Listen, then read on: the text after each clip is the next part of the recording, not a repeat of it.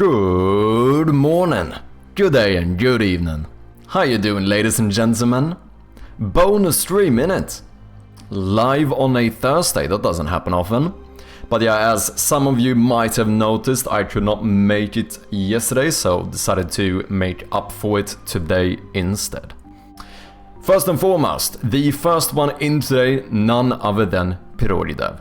Second place we have Spectacular, and third we have Jin. We also have Damien in the house, we have Strom in here, Fuzzlings, welcome in, Acrylic Pixel, good to see ya, AE, welcome, hope you've been well. Now this is a surprise, it is indeed a surprise stream. And the plan for today is that we're gonna do a bit more work on the game. I've actually been fairly productive recently. I have basically finished both the little rotation puzzle thing as well as the valve puzzle that we made with like full polish and stuff, so they're basically at a point where I would feel good enough about them to throw them into the final product of the game. So that feels pretty good. Other than that, I have also started actually planning out the entire like progression or route through the game, whatever you want to call it, because that is something that, you know, is trickier than it might sound. Just like, I mean this in the sense of like the actual route through the game, as in like which rooms you go to first, which puzzle you're gonna solve when, and you know, all of that kind of stuff. And like, where should I place this item? When should you get access to this? When can you do this puzzle? And like the order of everything. It's still not like entirely done, but I got like the general gist of it. Most of it is good. Like, I have a little bit of a reference sort of as to what the plan is. Is forcing you to stand up for 10 minutes. Let's do it. Keita, welcome in. Conrad, thank you for the lurk. Appreciate you, man. Techbox, good to see you, man. Let me stand up, people.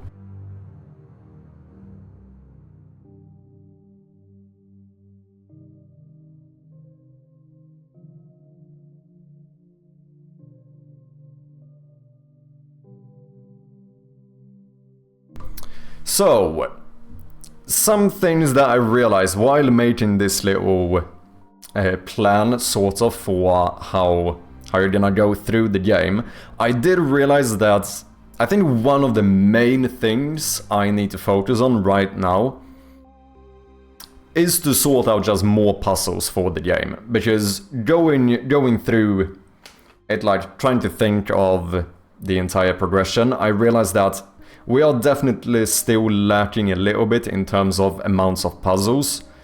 I think at least I'm gonna need to sort out maybe 3 or 4 other like major puzzles, or whatever you wanna call it. You know, like close-up puzzles, like that type of stuff. Not just like, oh, find this key to that door, you know, like actual puzzles. Obviously, as I mentioned before, I already have more than I have in the demo, so I don't mean this as in like 3 more than what the demo contains. I mean like 3 more in terms of what I have. So it's not too shabby, to be honest. It actually, like, just taking the time to properly think this through actually kind of de-stressed me a little bit. It feels like potentially we might still be on a relatively good timeline here. Because, you know, as I mentioned before, the current plan is to have like the final demo ready for the next fest in February, and hopefully do the the full release shortly thereafter. Which means what? I have like 2 months, maybe 3 months to finish up the full game, but then of course we also have to like get a proper polished demo up, as well as do some marketing and that fun stuff. To be fair though, I'm feeling pretty good about the current version of the demo that we have. I definitely think there are some smaller tweaks we could do and improvements, but overall I feel like it is at a pretty good spot. So hence why we have started working a little bit more on full game content again. Gamedev, welcome in, man. How you been? Hope you're doing well. How goes it so far, studio? Just starting up a little bonus stream here. Gonna do some more work on the game. The demo is still doing quite good. We are still sitting at 71 reviews, not too shabby. If anyone has played the demo and you haven't reviewed it yet, please make sure to do so. It would help me out a lot. 29 more reviews and we could actually hit 100. That would be pretty cool. Something else I've been doing is me and Miss Chirpy started playing through Chants of Senna, if anyone knows that game. Both me and Miss Chirpy are a little bit of language nerds, so that is basically like it's like a puzzle game where you have to learn and like translate a language, which is, you know what, for someone like me, holy shit, that game is a lot of fun. Probably isn't for everyone, but I have been thoroughly enjoying that.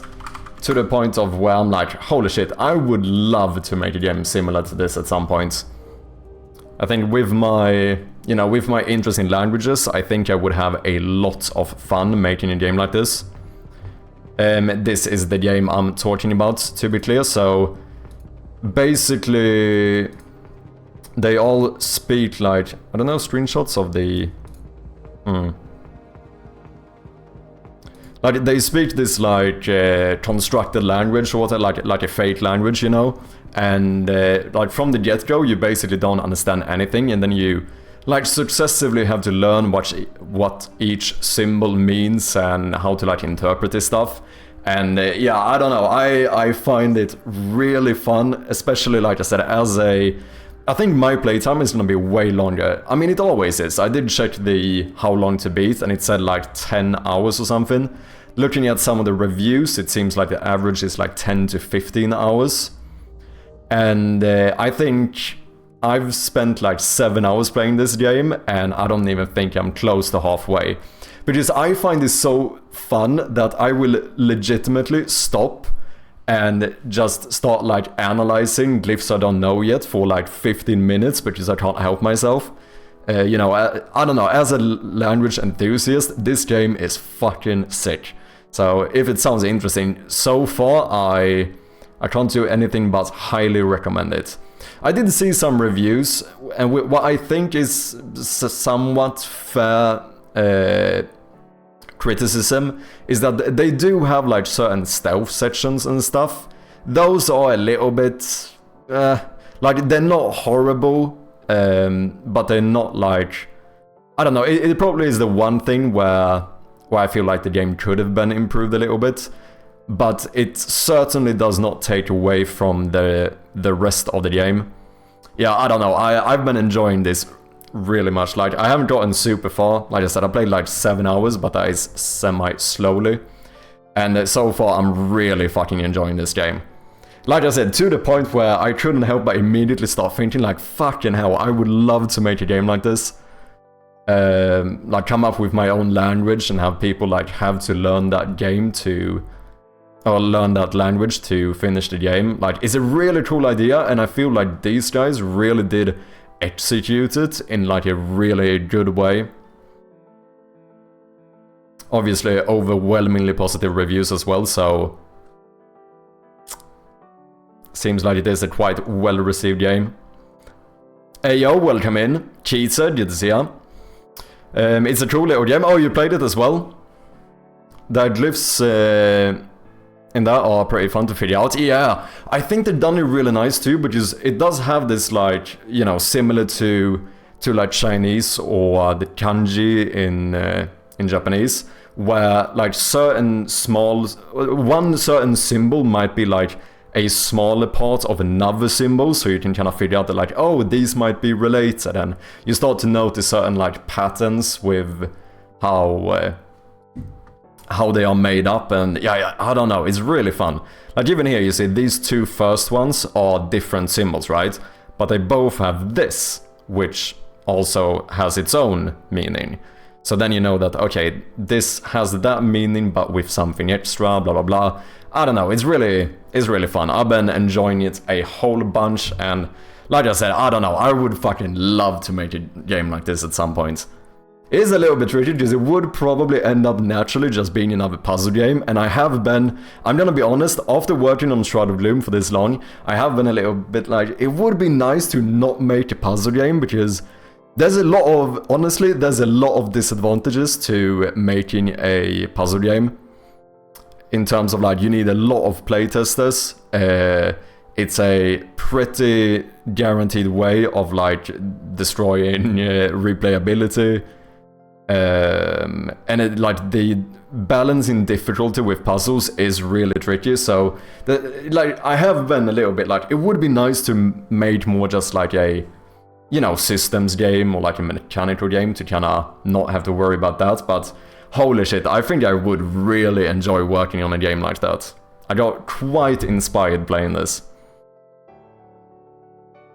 gamedev, welcome in. That's so cool. Yeah, it really is. So far, I can highly recommend it. Vintage, good to see ya. Going to lurk while I desperately try to do a week's work in a few hours. Best of luck, Vintage, and thank you for lurking. We played it in a day with my 13-year-old. It felt a bit too easy, to be honest. Interesting. Yeah, I'm not gonna be even remotely close to that time. Because like I said, I'm fairly certain that I am like... I might be like... I don't even think I'm a third into the game. Maybe something like a third into the game, and I've already spent like 7 hours. But I am very much taking my time, because I just enjoy... like trying to figure out these before you know, you can actually know the solution or know the meaning and so on. But yeah, I think it's that thing which I mentioned with like puzzle games. It's tricky, right? Because like getting the difficulty right for most people is hard. Linguistics is very fun. I've been in a linguistics club for almost 3 years. This is such a cool game. Yeah, I definitely think you'd enjoy it then, AO. It's a Tolkien's tactic. What do you mean, Fosslings? David, welcome in. Fish, good to see ya.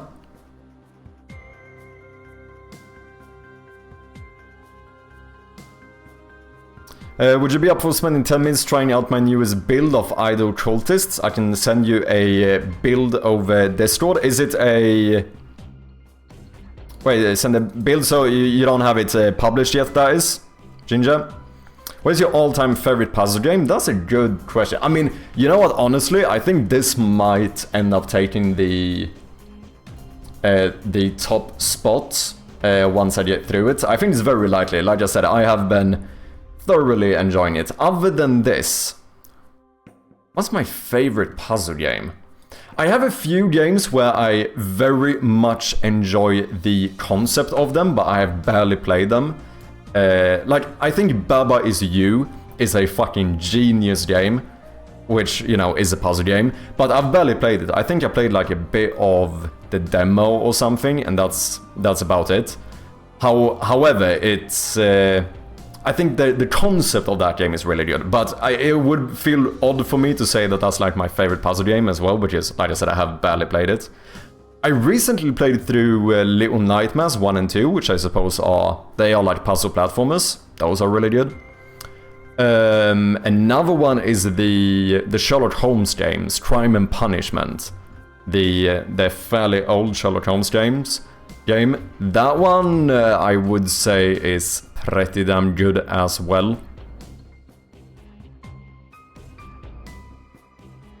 Yeah, I don't know, it's a little bit tricky because, ironically, even though I'm making this game, I haven't been like a huge puzzle gamer, so to speak. So there's probably a ton of puzzle games I missed out on. Another game that I think seems to have a really cool concept, but I haven't tried, is Blueprints. That game also seems quite cool. But like I said, I haven't played it myself. I've barely even seen anything from it, but I know the general gist of it, right? I guess that's almost a little bit like a It's almost kind of a roguelike puzzle game, right? Which is quite interesting.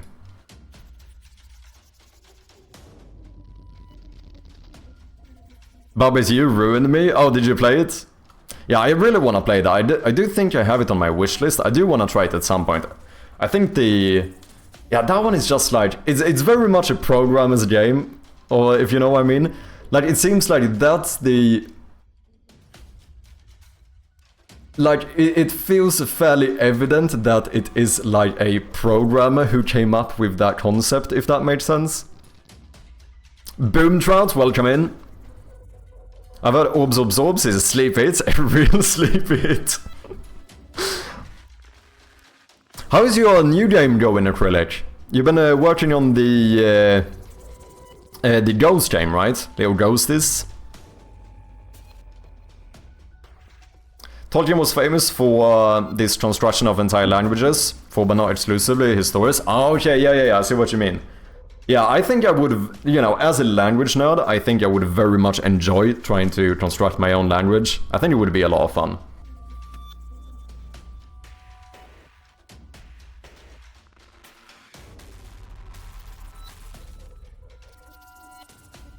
The only tricky part with, like, being inspired by a game like Chants of Senna is that it is one of those tricky things where I think I would love to make a game like this, but I also wouldn't want to make just a slightly shittier copy of this game, do you know what I mean? So the difficult thing is figuring out, like, how could I stand out from this, if I would do it. I'm thinking too, like, you could do a similar game in, like, the Shroud of Gloom type point and click, because that would be quite advantageous for me, since I already would have a lot of the systems. Like, all I would have to work on is basically content, right? And I could reuse like a shit ton. Like, with the game I've been making so far, I think I could basically make my own little point and click engine. That's not, no, it's not an engine, but you know what I mean. Like, I could have a ready set like Unity template to make like pretty much any type of 2D point and click game.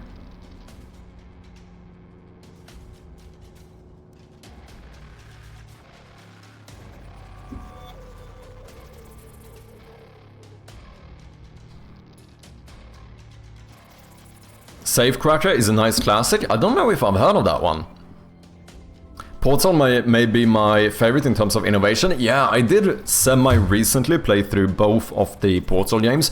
They are really good as well. Maybe if I would go for like puzzle games that I have completed, it's possible that I might have to put Portal at the top.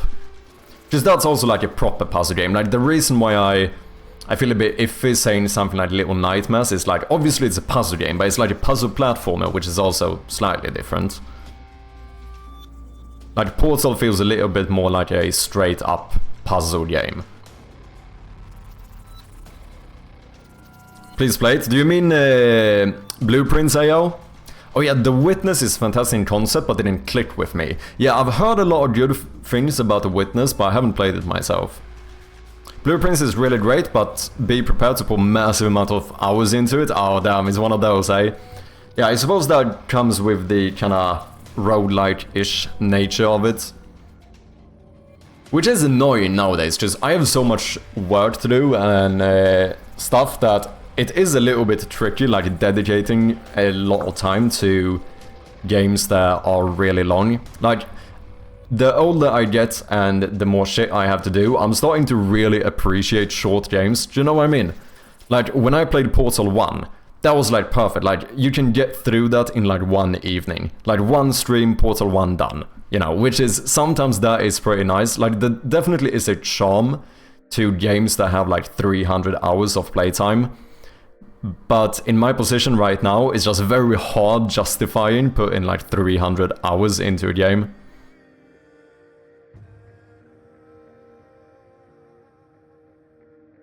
I'm playing a little Lorelei and the Laser Eyes, and that is fantastic puzzle games, though I'll probably never beat it. Why do you say you would never beat it? I don't think I've heard of that one either. Lorelei.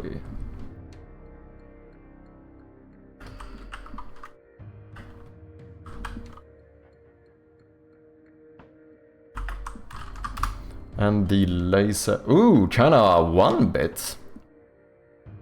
Isn't it? You know, this is like black and white with some reddish pinkish accent tone. You know what? Fair to say, it's fairly similar palette to Shroud of Gloom. Don't think I've seen this one though. But they have good reviews.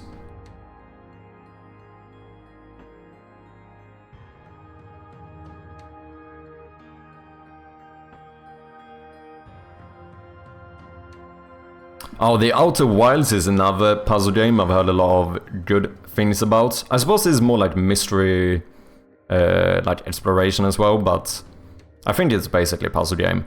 That one I do have on my wish list as well.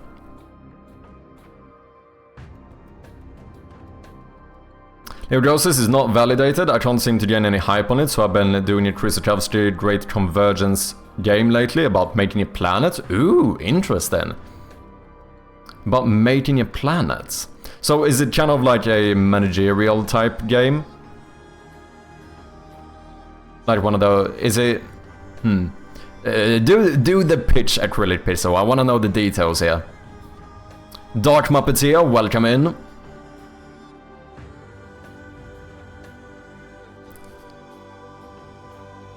Oh, I was speedrunning Portal for a while, it's so fun. I've seen a little bit from like Portal speedruns. It does seem like a pretty cool game to speedrun. I've only done a bit of Dark Souls speedrunning and a little bit of Super Mario Bros, like the classic one. I think that's like the only games I've actually speedrun. Guess who has 100% every game you're mentioning? Oh, really? Big mystery puzzle and platformer nerd? Okay, gotcha.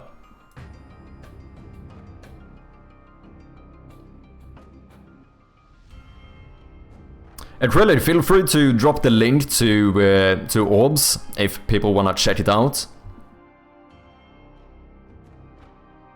But if you feel like I like to pick a few short games to finish on a weekend on the rare occasion I have free time. Yeah, exactly. I don't know, there's something that's just nice every now and again about having like a really short game that you can just get through.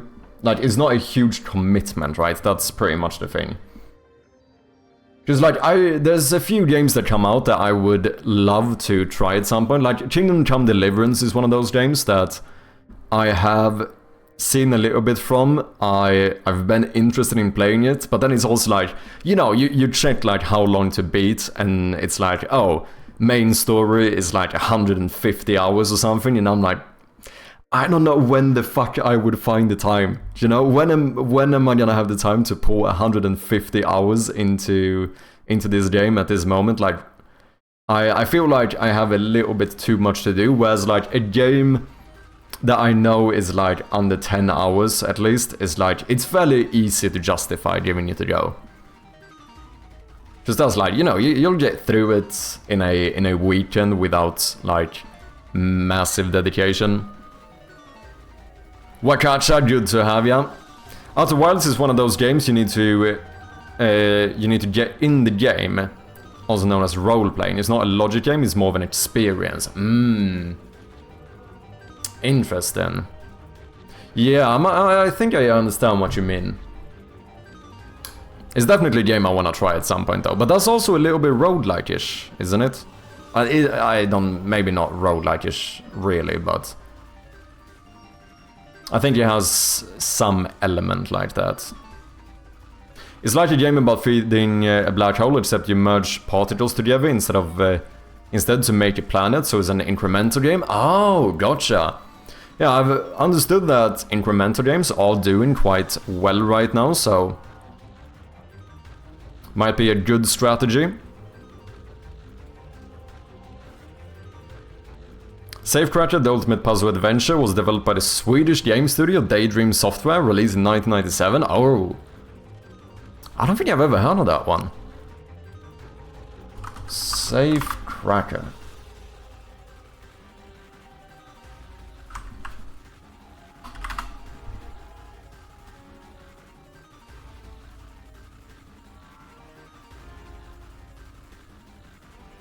Expert safecracker, you're hired by a wealthy family, recently deceased, to search his mansion for his last will and testament. Oh, this is like proper point and click as well, isn't it? That is something I do need to do. I actually, unironically, I need to do more research. I do need to play more point and click games. I know we started playing Grim Fandango, which I have been enjoying.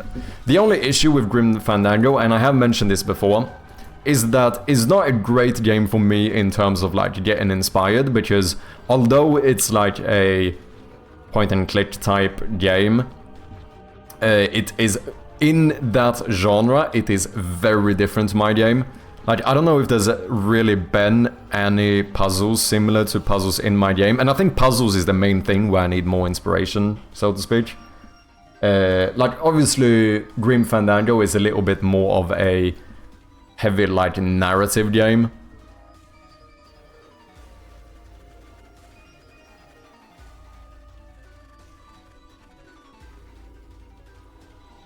You put 10,000 hours on Twitch, you'll never hear the end of it.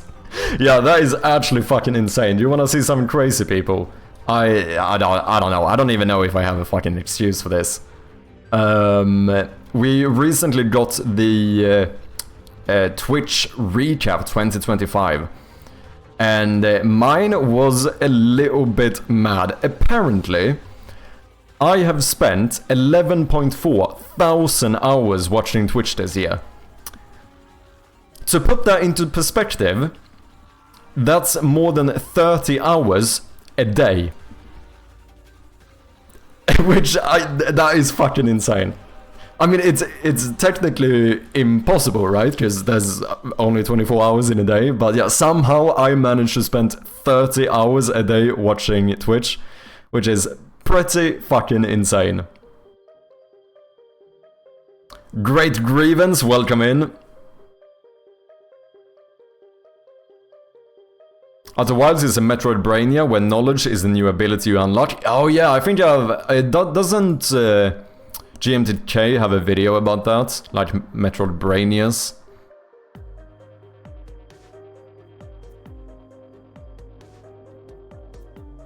But the experience would imply that the path is rather obvious, where some puzzles in it are not that trivial. I'm old. But when you should have more than 2 streams active, yeah. Is it possible? Yeah, here's the thing. Obviously, there's a caveat here. If we're gonna be realistic about it, I haven't actually spent 11.4 thousand hours watching Twitch, right? Like, I've spent 11.4 thousand hours combined lurking in like multiple streams at once and so on. So it's not like, you know, it's not like I've been actively sitting here 24 hours a day watching Twitch. But it's still pretty insane.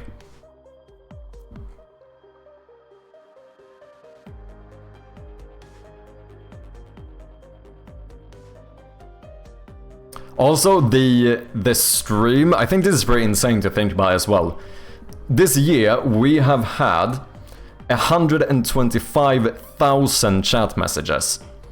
That's also pretty fucking crazy, isn't it? 156 total streams, not too shabby. That does mean, I think averaging that out, it is like 3 a week, which means that I've been actually sticking to my schedule pretty fucking good. Not the best week to say this, since I didn't stream yesterday, but you know what I mean.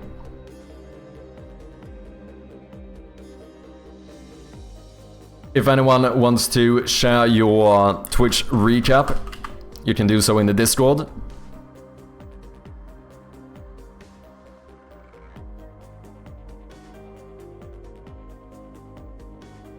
So it sums all streams watch times, yet still 11k is crazy. Yeah, no, it's still quite a lot. I've only seen, so far from like seeing other people's recaps, I've only seen one other person, I think, that was above 10k. So I know it's definitely on the high end. I've lost my watch streak, I failed you, no. How you doing, Arthur? Good to see you, man. It is fine, I still appreciate ya.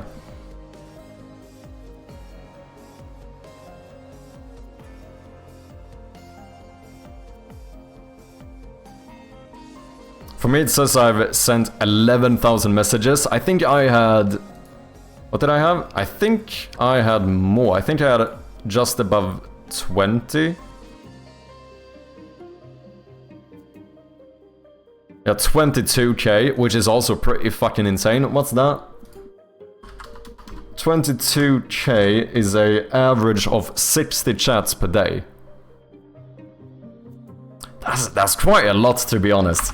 It's fairly evident that I spend a lot of fucking time on this website, at least, no matter what. I'm sorry, people. Uploaded to itch. Ooh, let's go, man. We'll see. I don't know if I can play it today, but we can certainly try to check it out someday. Idol Cultists. Are you doing the art as well, Ginger? Is this art from the game? Ooh.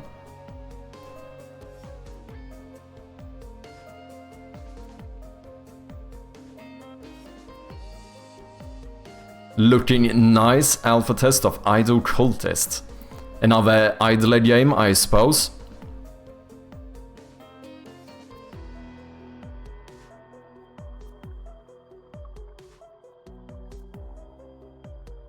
Average. I don't know, Twitch recap is fun. I also got my, what was it, the Spotify Wrapped or whatever, you know? That one was probably the worst year so far for me, because since I quit my job, I have been listening way less to Spotify. It was mad, it was something like, I think this year I had listened to 65 songs or something. Which is like nothing, right? But that's it, like I barely use Spotify anymore. I had like what, like 13,000 hours in podcasts. I definitely listen more to podcasts nowadays when I have the time, but it's still nothing compared to what I would have back in the days.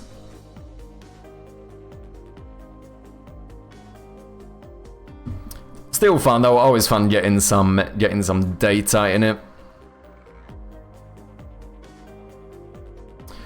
Okay, should we get to work, ladies and gentlemen? Like I mentioned, we definitely need to sort out some more puzzles. I don't know exactly what those are at the moment, but I do need to figure out some more close-up puzzles.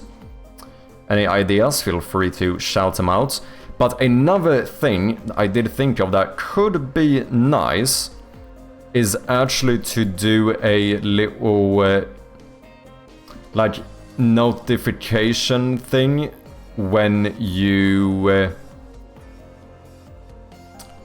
pick up a collectible that like keeps track of how many you have so far. And there's two reasons as to why I think that would be pretty nice. One is because I think it was Vintage who was trying to get the achievement for finding all collectibles in the demo. And it's a fairly annoying thing since whenever you finish the game, you most likely can't go back. I guess maybe for the full game what I will do is make it so that when you finish the game, I actually don't save it as finished. I save like the last checkpoint, so theoretically you could still boot up the save and be like right before the end, and you can like continue. Basically in Dark Souls 1 terms, that would be like last save point being right before the final boss. So even if you beat him and you get the credit scene or whatever, if you would boot up the game again, then you start right outside, so you could turn back and explore anything you might want to. I think that might be what I'm gonna do for the full game. But still, I think it would be nice. Basically what I'm thinking is to have maybe a little box that pops up that says like the name of the collectible and then how many you have out of the amount that is. Basically so that while playing, you actually can keep track of how many you're missing. Just like I said, I think it was Vintage who played the demo, and he accidentally finished the game thinking he had found them all, and then he had missed one. So I think having that like actually giving the player the knowledge of how far away they are from getting all would be quite good. Same thing if you're playing the full game, like Imagine when you realize that you're getting like right to the end, and if you're missing one, then you might want to take the time to do a run, but if you're missing like half of them, you might be like, oh, sorry, I'm gonna skip that one. Whereas right now, since you don't know how many there are, it's like, it's hard for a player to make that decision. And there is one other reason why I think it would be quite nice, which is the fact that you could theoretically pick up a collectible as your first ever item, which is going to give you the tutorial tip for the inventory. And that feels a little bit bad. Like, there is no reason for me to teach the player how items work when it's an item they actually can't use. Do you know what I mean? So if I put like a rosary bead here, that is actually going to trigger the... like, that's going to enable the inventory and do the whole tutorial and everything. So now if I pick this up, boom. Press Z or click on the bag to open your inventory. And then click items in your bag to use or inspect them. However, since this is a collectible, you can't inspect it. You can select it, but there literally is no interaction whatsoever that you can do with this item, at least not as for now. So I feel a little bit like if you pick up a collectible as your first item, maybe I shouldn't even enable the inventory and instead do it once you pick up the first item that you're actually going to use. Like, that feels like a better way of teaching it. So you get the tutorial tip when you actually need to do it. But then again, it would feel odd to just pick up that item and then not get like any real feedback. I suppose the only thing that you would get is this thing, but then people are gonna be like, okay, so what about that? Whereas if I have a little thing that shows up and it says like, oh, 1 out of 12 or whatever, then it's... I think like you very clearly communicate to the player that this is just a collectible item. It doesn't really have purpose, you know. This is just for fun, so to speak. So that's something I've been thinking about doing, potentially have a little pop-up box show up. And I think quite a lot of games actually do this.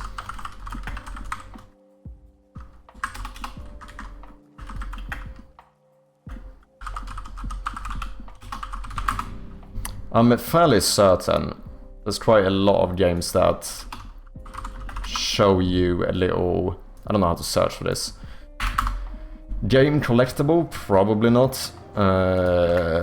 UI, maybe? Can we find something?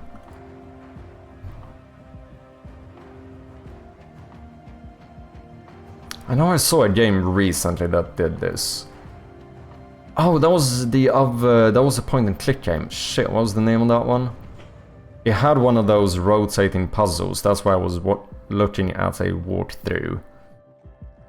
Just, you don't have to do it. I know, like, there are collectibles in Little Nightmares which don't give you any information, so I definitely think this is like a bit of a design decision. But I don't know, I feel like it could be nice to have a little pop-up that says like, in this case it would be like rosary beads, 2 out of 12 or whatever it might be. Any thoughts? What do you guys think? What was that game?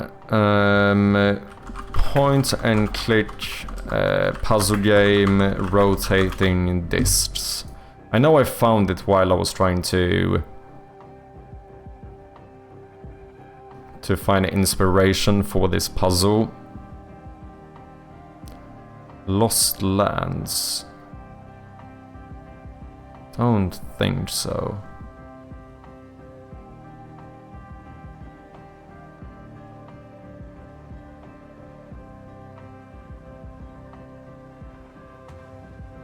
Something, you were in some monastery or something. Shit, what was the name of that game? It didn't have great reviews, but... Point and click game. I think they were in like a monastery. Is that how you spell that? No.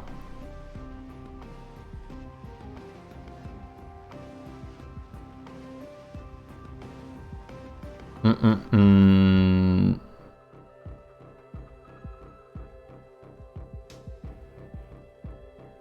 is this so difficult to find?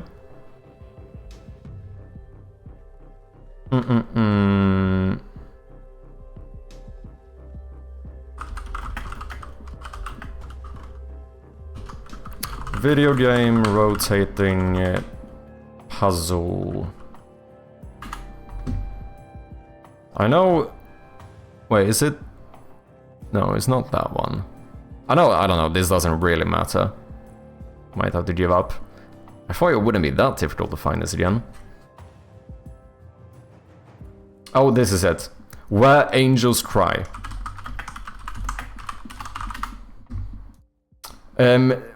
With that specific puzzle here, I didn't like this too much, because you basically rotated this freely, so you kinda just had to make the image, which is not what I wanted. But I did notice that they did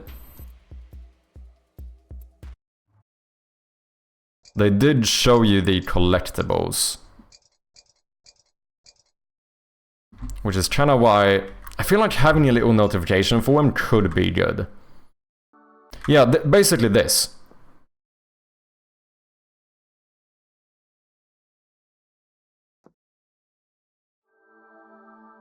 You have found an angel. Find all angels to unlock additional achievements. 1 out of 21.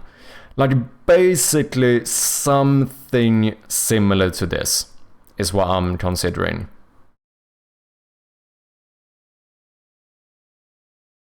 Any thoughts?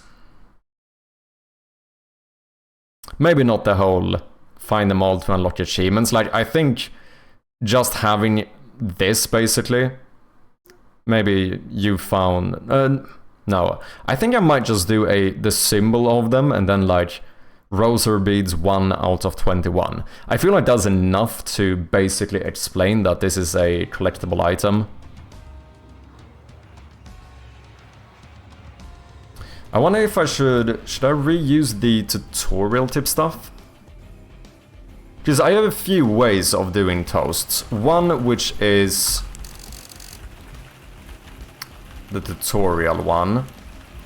And then another one is your own dialogue, right? So if I do this, it's like, it didn't have any effect. Like, this is kind of supposed to be like subtitles for the character, right? Like, he's saying like, oh, this doesn't work. That won't do anything. But I think that maybe doing something that looks similar to the tutorial tip, but maybe just pops in for a second, being like, oh, you have this many. Do you know what I mean?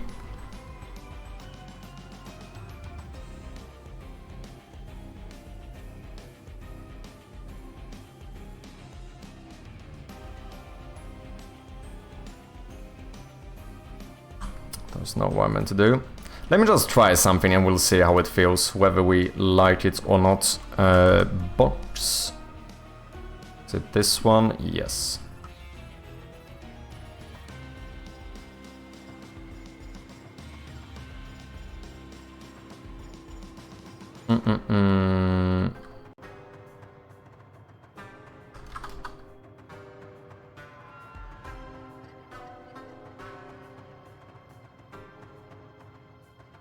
And then what you could have done is to have another image, which is like the icon, and then maybe we put a rosary. Do not have a big one? I do. Put another one here.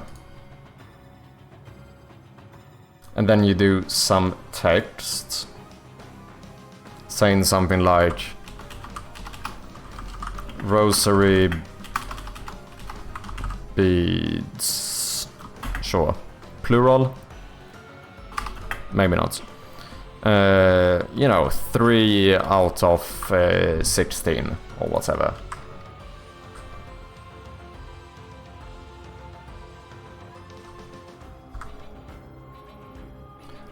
something along these lines is kind of what I'm thinking. Just something to basically pop up and let you know that this was like a collectible item.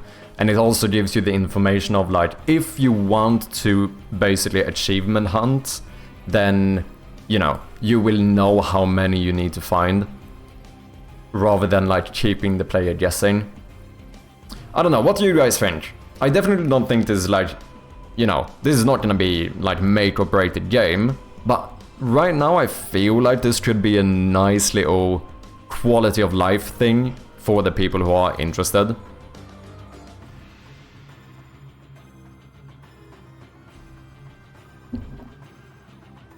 I don't know, maybe if we even need, maybe we could do the background more like the tutorial tips, so we actually remove it, make it black but a bit see-through.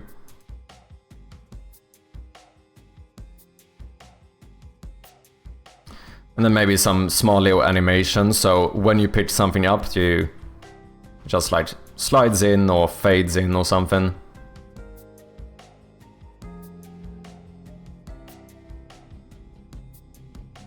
The good thing about doing it in the center is that the size will not really matter. I guess I could make the text just make it fit scale or whatever.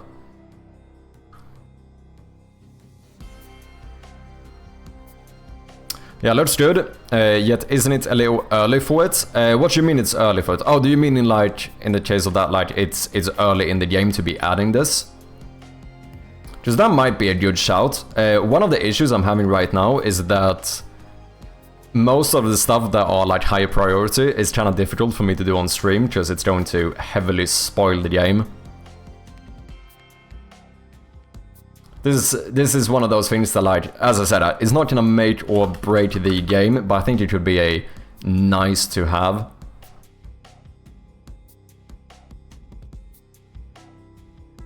Maybe collectible toast, sure. And it's fairly easy to add as well. Since such collectibles are usually pretty natural as you do the core mechanics. Since such collectibles are usually pretty natural as you do the core mechanics. Oh, do you mean that you would like naturally find these? Is that what you're saying?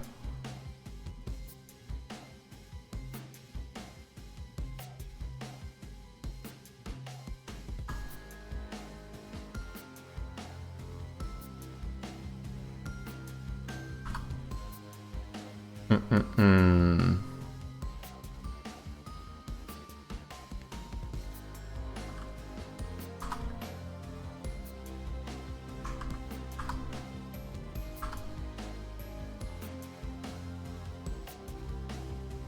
12 by 12, wait for you.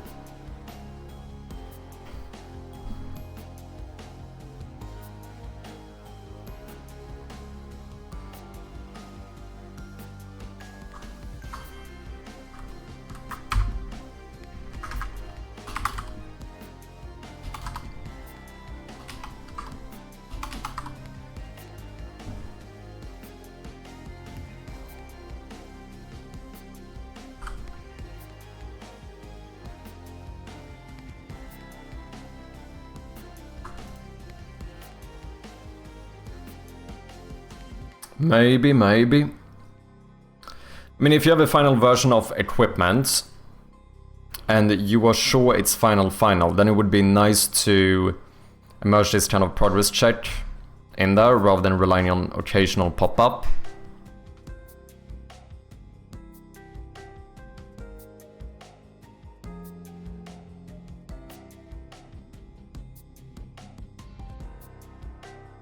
Pop-up is nice too, of course, but yeah, what if someone missed it, or what if someone forgot how many beads it was on? Well, you'll always know how many you're on, because with this being said, the collectibles are still items, like you will have them in your inventory. I would say it's rather more about knowing how many there are for you to find, because once you pick something up, like, I think I might still keep it as an inventory item. I do suppose that you could argue that's unnecessary if it doesn't have a use, but... Because right now it basically is a inventory item, so in that case, if I had more of these, it would say here how many you have, and the thing that this actually lets you know about is how many there are in total.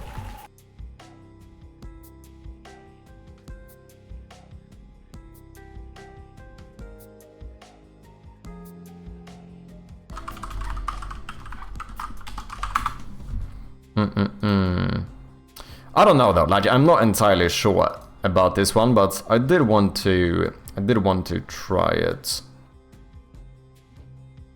Okay, I am definitely miscalculating something here though. Let's see, if the text is 60, this one is 80, which means we should have a square here of 20, 20. So I want to be at the center of that one, I think, with the icon.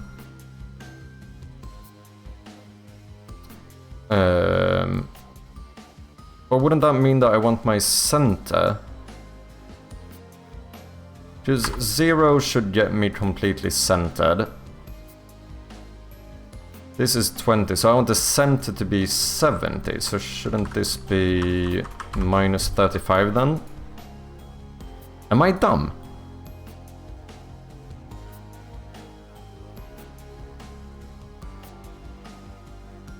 Why is that not... Oh wait, I should do this though. I can align you here. So that's from the edge. In that case, I want you to be like that.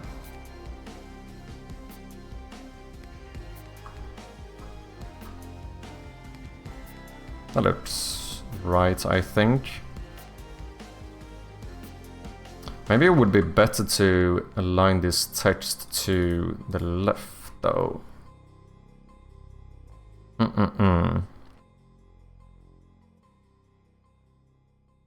Will it only pop up, or will this pop up show as well when you open the inventory? No, I was thinking of this being more in terms of like as you collect it. However, what we could do, I think, is have it on the save file. Because I do show some extra information on the save slots, so I think that's a pretty good place where we could show this as well. Let me see here, main menu, save slots. Because I was thinking about having the save slots show the time of like when you last played, when the last save was, your playtime, as well as calculate some type of like progress thing, which I think I would do. I don't know exactly how you would determine progress. I think what I would do is look at all the things you need for the main story, or like to reach the end, like and then just add like 1 point for each of the things you have to do. Like each item you have to find, each room you have to visit, each puzzle you have to solve, etc. And basically all of those would just give you a little bit more percentage. If you do all of those, you get 100. And then potentially what you could do is that thing where you can actually go beyond 100% if you also like did a bunch of collectibles, etc. Because I don't know, is it weird? I feel like, oh, should 100% actually be doing everything in the game? There's like pros and cons to it, because in that case, if someone is like a proper either like achievement hunter or whatever you want to call it, the nice thing then is that you'll always know exactly how far off you are. Like if it says 99%, you probably know that you are missing like one thing in the game. However, a thing that I usually like this stuff for is to know like how far through the game I am. Which it wouldn't like give you really, right? If you did it if 100% literally meant like 100% in the game. I think maybe what you could do as well is do 2 different ones. Like one main story progression and one like 100% progression. Maybe.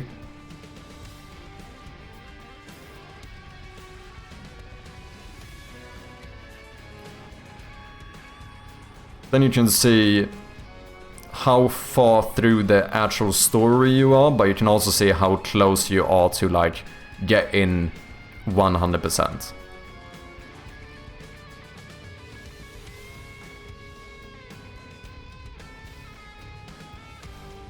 Question is how to do that. I guess I could do it with symbols. Because at least the 100% one is fairly easy. Like you could just make like a trophy, a small trophy as the symbol. But then how would you have an icon for main story? And especially with the limited amount of pixels I have. Hollow Knight went this path. Oh yeah, just what I was going to say is this is also where we could put one little small bead and show you like how many you have collected. Like that could be something we put on the save slot instead. I know I've looked at Hollow Knight before. Hollow Knight, because they also do it on the save slot, right?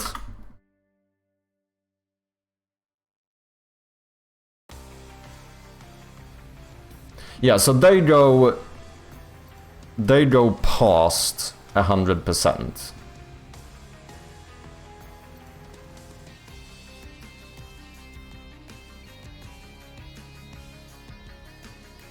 Save corrupted.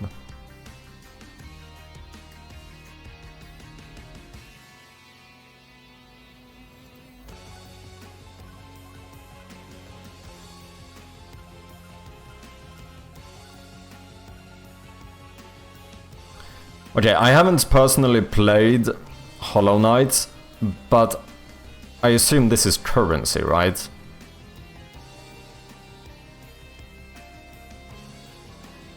And then you have your playtime, and then a percentage. And since this, say, 112, I assume then that means that 30% means you've done 30% through the main story.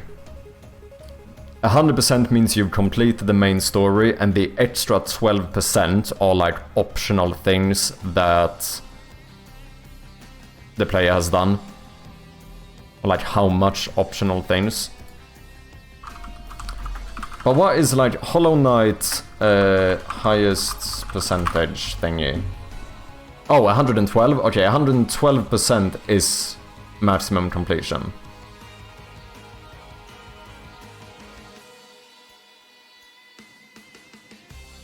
I mean, to be fair, it probably wouldn't be very high in my game. Like, there's definitely gonna be stuff you don't have to do, stuff you don't have to find, and so on. But it's not gonna, like, double the percentage, right? Because the only annoying thing here, or like the only disadvantage to doing it this way, that I think you could point out, how important this is up to you, but the one thing where this has a disadvantage is the fact that there is no way, just inside of the game, to know what maximum completion is. Like, you know, for me, for example, here, I literally had to Google to make sure that 112 was everything, right? So, the nice thing about having 100% be the, like, everything in the fucking game is done, is that it's completely intuitive. If you reach 100%, you know you've done everything. However, the issue then is that it no longer clearly represents how far into the game you are. Which is then, is also something where it's a bit weird beating a game, like reaching the end credits, and then looking at the save slot and seeing, like, 92%. Like, that also feels a little bit odd, doesn't it? And they go past 100%, and it wasn't even for, like, achievements or something, just for story too. Multiple endings, 100% was the most obvious ending, okay. And for people who didn't do enough. 100% often include the extra things, but the numbers after that are something like super extra, like plus game. Yeah, new game plus.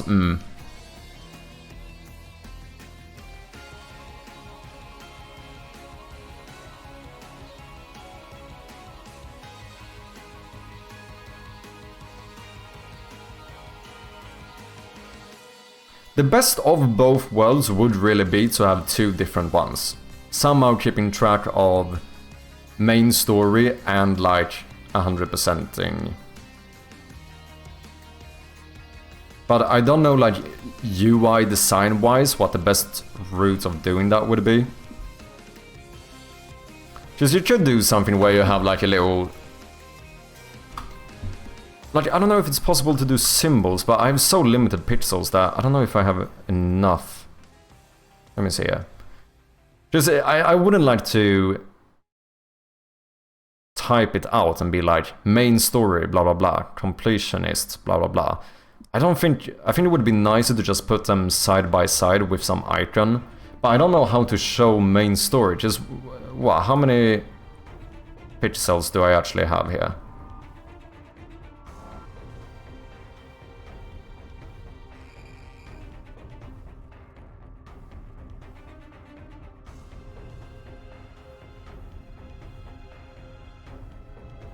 $19 in height. What about... okay.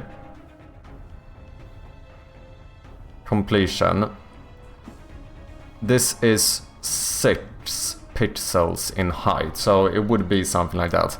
I think that is enough to do a little trophy, right?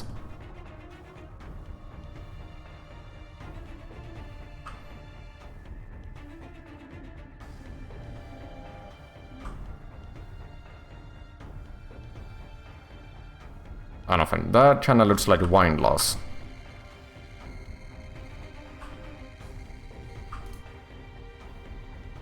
I don't think there's a trophy look. Trophy, pum pum pum.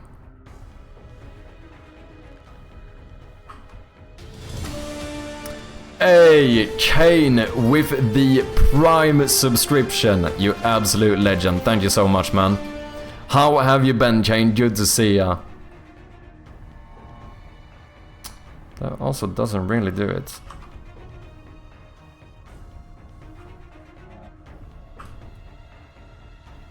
I'm really struggling at this, aren't I? Maybe this is not as easy as I thought it would be.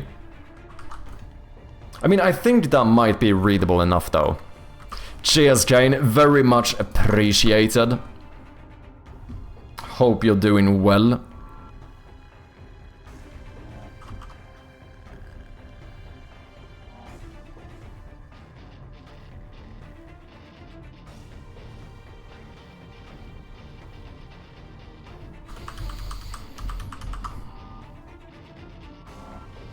I think that might work, though. Like, that would be like the symbol for 100%ing the game. So it would say like, trophy, you are currently sitting at like 89%. But then, what symbol would you do for main story? Like, I don't know what... Like, a trophy, I feel like is fairly intuitive because of, like, trophy hunters and stuff.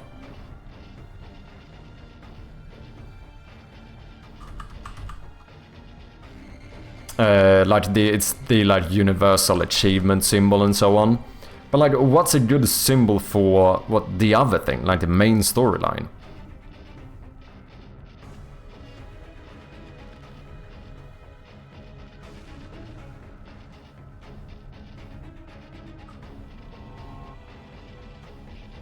I was thinking if you can do just like a paper or some shit, but I don't know if that's... I don't know if that would be intuitive enough.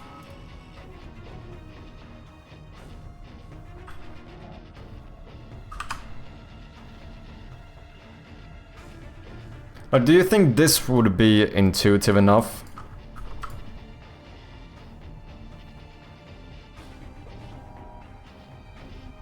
I think this part is fine. I don't know about this. Maybe a scroll, book or scroll. Yeah, it feels like that, because that kinda is a symbol for story, right? So I do think we could potentially do something like that. How you doing, Eliton? Hope you've been well. I've been basically working as a full-time dev due to my uni projects. Ooh, good stuff. How's it going for you? What have you been working on? Anything you wanna share?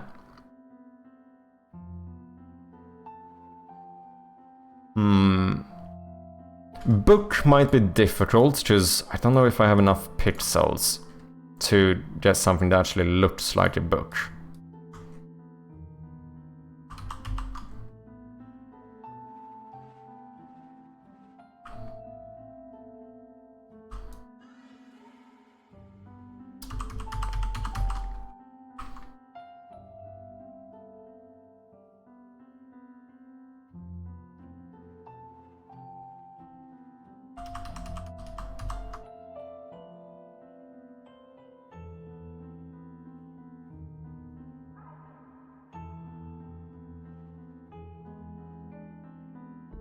Trophy feels so obvious. This one is definitely trickier.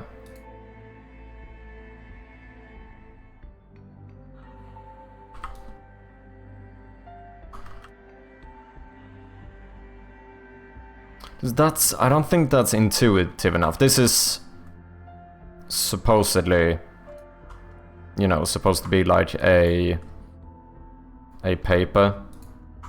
You know what I mean? But with the limited amount of pixels we have, it's not like entirely intuitive. You're just a little bit starving and waiting for pizza. Oh, good shit. I've been the concept artist, marketing queen, and a part of the game designers in a Souls-like we're making right now. Damn, not too shabby.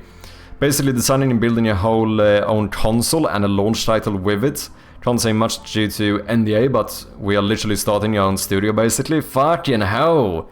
Very exciting, Kane. Wish you nothing but the best of luck. Gotta go, see you soon. No worries, Acrylic. Thank you for hanging out. Good to have ya, as always. Maybe an open book? You know what? An open book might actually be easier. I wonder if this could read. That does not read. What if I do this? What if I do this? No.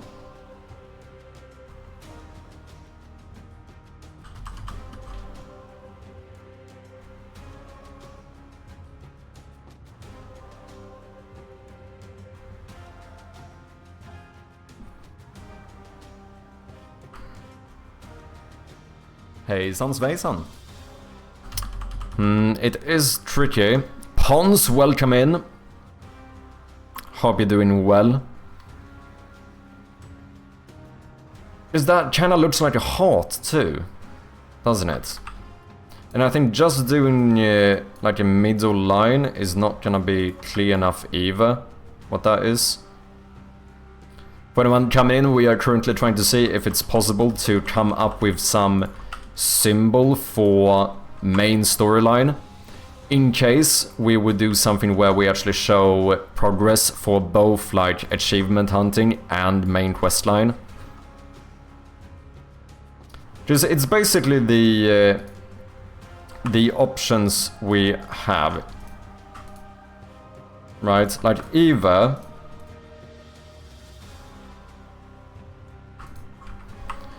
you show both, or you say that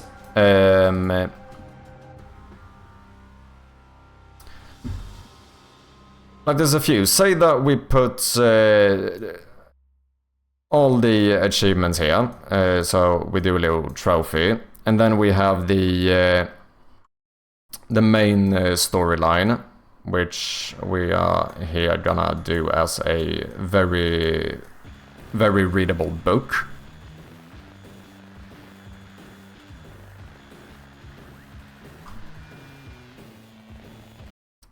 And in that case, I know currently of 3 ways of doing this. One, which is to say that main story just gives you 100% for the same stat.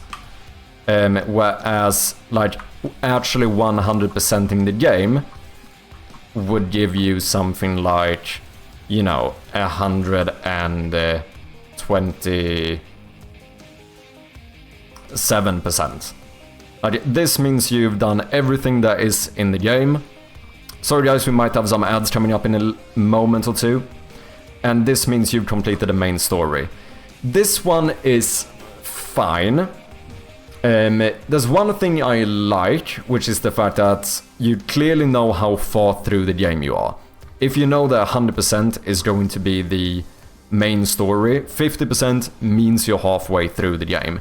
The annoying thing is that you don't know what 100% in the game is. Like, there's no way for you to know that 127% means you've 100%ed it, right? So the flip side to this is to say that actually doing everything in the game would give you 100%. But that obviously becomes, well, the con of that. The good thing now is for trophy hunters, they know they have done everything.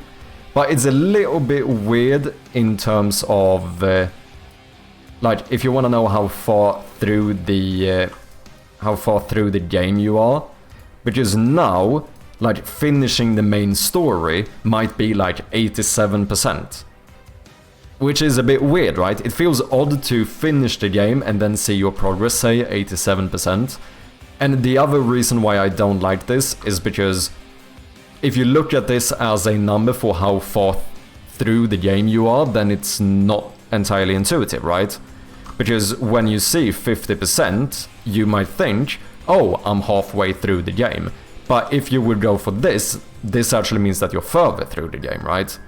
If you've done any optional things whatsoever, then 50% would be... most likely you would be further than halfway. So I don't love that one either. And obviously the last thing is to do two completely separate numbers. So we actually keep track of both the... like achievement hunting progress as well as the main story one. But then it's more of a UI decision, like how do we make that intuitive and understandable without like making this save slot too, I don't know. I don't want this to be like too messy either, right? Leposian, welcome in, man. How you doing?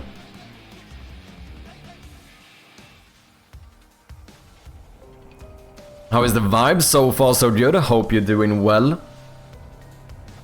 It's a pretty common thing to see, to be honest, to finish the game and see 78%. Yeah, I mean, that's the thing. I actually think both of these are common. I probably think this is the least common. To actually have two different ones.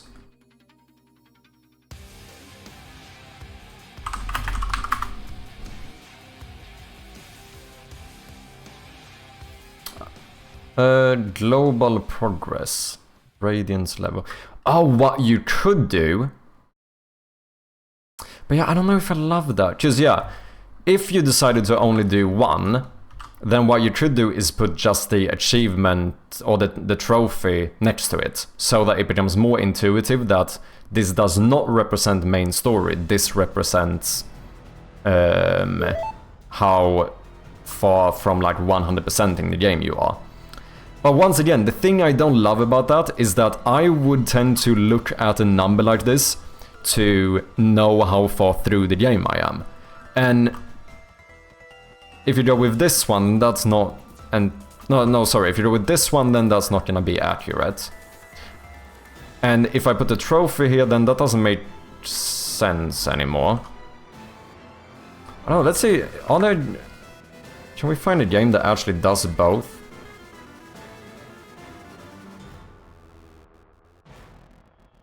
Because I wouldn't just like to only do the collectible thing either. But if we wanted to, we could have a separate one for the collectibles.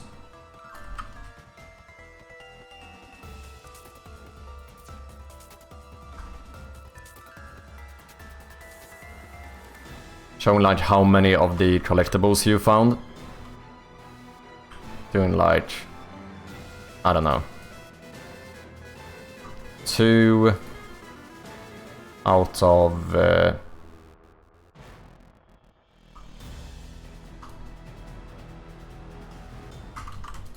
12.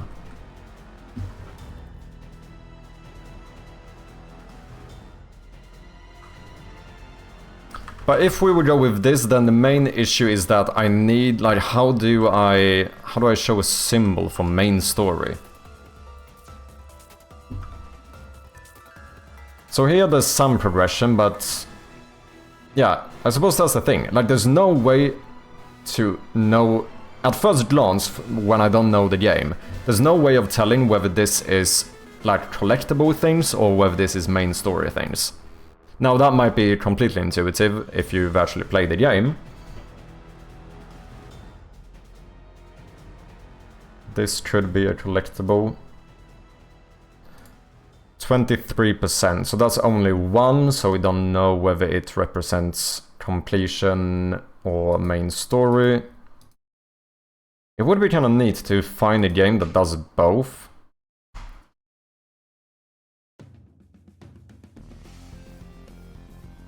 Exploration in progress, global progression, crystal skulls, jade rings.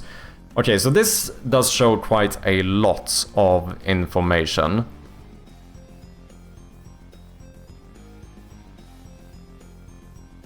Maybe I should make my save slots bigger, actually do it this type of way, because the more things I plan to add to this, like, I don't really have that much more space here, do I?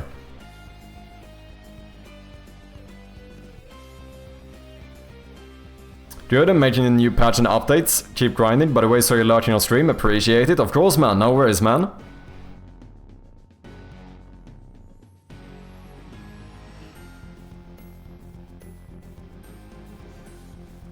Because here you could actually do... Then, of course, I would need to actually translate it instead.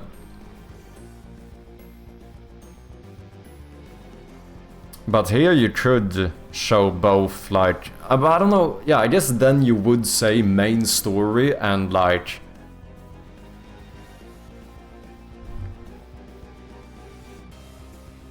I don't know. Completion. Does that make sense? I feel like this mainly is a UI problem. Here we have a lot of percentages. Okay, so... Map pin thing 100%, I suppose that means you've explored everything. Story completed 78%. And then you see a bunch of other things here. Huh. This is quite a lot of data.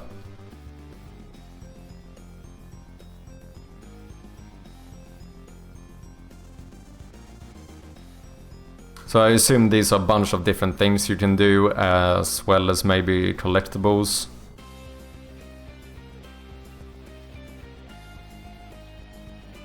I don't know if... Here the issue though becomes the fact that I don't know if I have enough space to... or enough pixels to make clear symbols. Just doing something like this for my game, that would be having like a symbol for... you know, the map or a room or something, as in like how many rooms you visited, and then like how many items you picked up, how many of the collectibles you have, how many secrets you found, I don't know, something like that. But I don't know if I necessarily feel like I need to go that far. Like, the most I kind of see a justification for is maybe something like this, where you do like full completion, main story, and collectibles.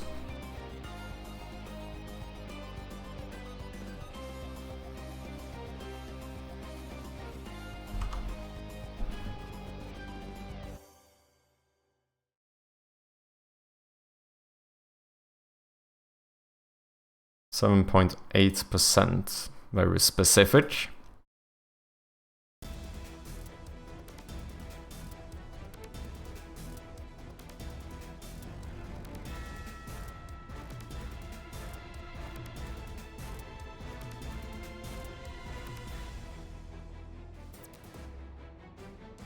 Because I don't know, there's something nice about... I enjoy games that give me an idea of how far through the game I am. You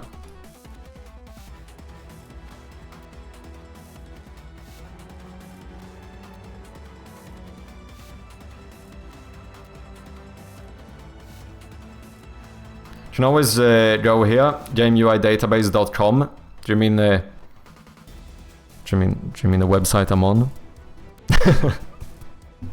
I'm messing. It is a good site though. It's definitely a useful one. Highly recommend it. Sorry, I had to, man. Fucking me being a bastard.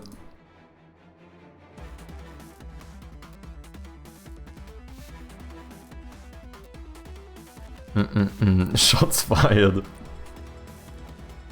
Glad you're using it. Yeah, it is a really good one. If anyone does look for like inspiration or references in terms of like UI stuff and so on, this website is fucking fantastic.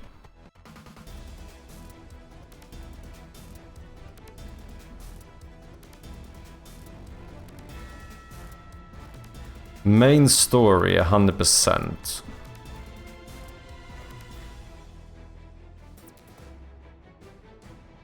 So we could do it with text as well.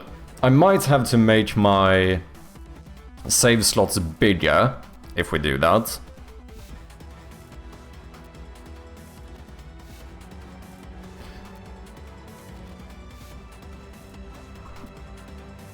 Because that would be something like having, you know, save slot A, time played, you know, hours, minutes, whatever. Seconds, if you want to be really specific.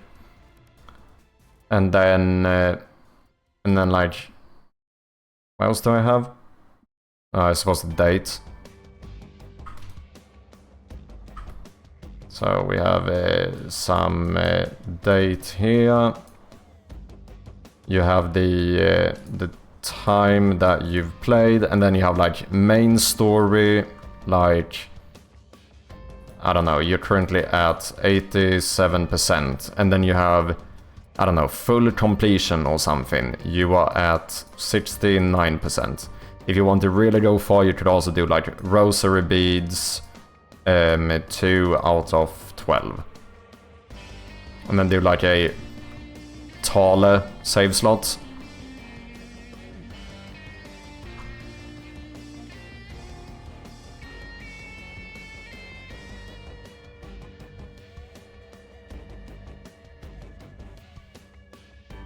But that kind of fucks up the UI of my menu.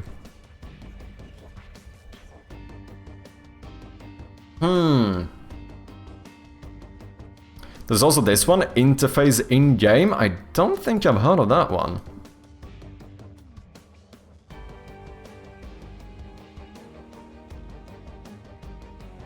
Okay, this is similar.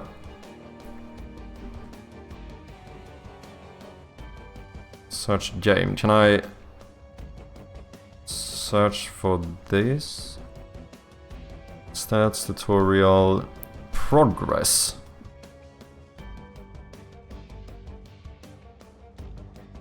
But this is a lot of like in-game progress as well.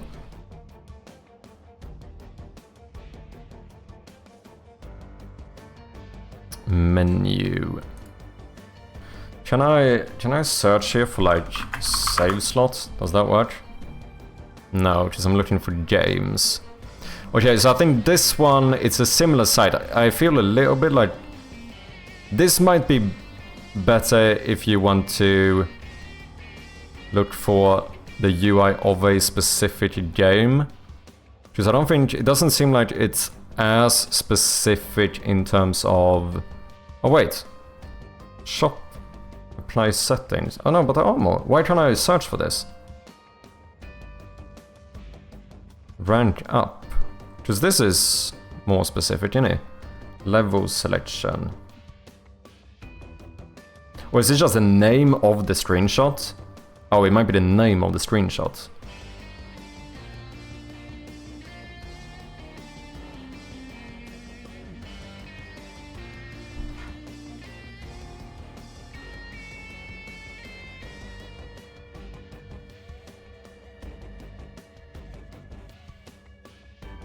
stats, but I assume this is gonna be a lot of in-game stats, right? Yeah, this could definitely be useful as well.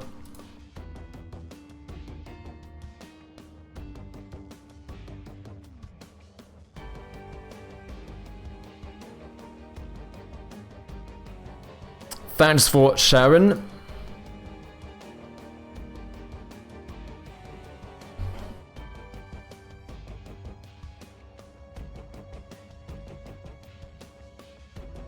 This is definitely not a priority, but it is interesting trying to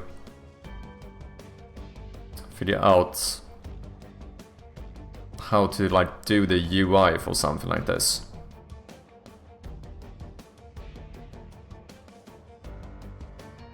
Because I definitely couldn't type out the full words here, that's never gonna fit, especially not in longer languages. Like, it would probably be fine in like Chinese to actually say main story or like full progress, or full completion or whatever.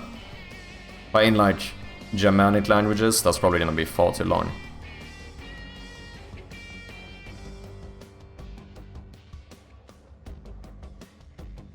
It's good for looking through specific game. Each game has a breakdown of elements you can filter. That is definitely quite useful.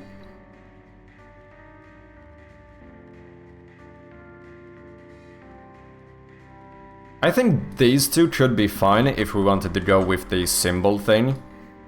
The issue is, I don't feel like I have enough for the main story.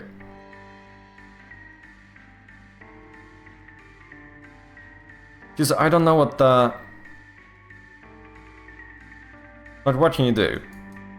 Like, since it's usually referred to as story, it's like books or pages or like scrolls, right? Like, that seems like the most intuitive symbols, but all of those are a little bit tricky when it's this small.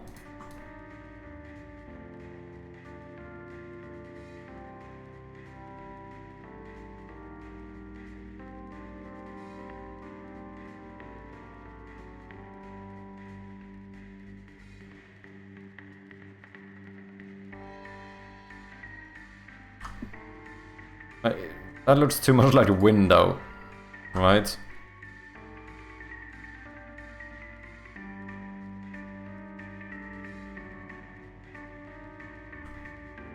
Is there another way you could have a symbol for like main story?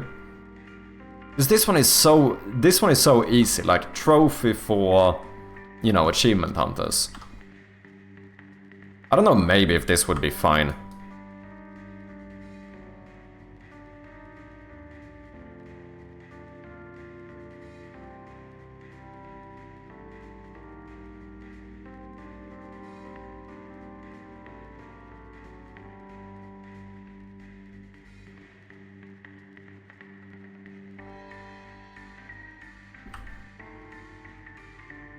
Since you do have two different percentages, it might still be intuitive enough.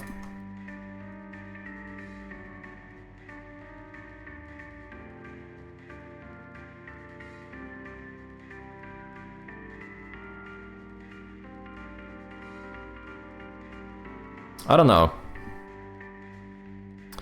Flagged like checkpoints?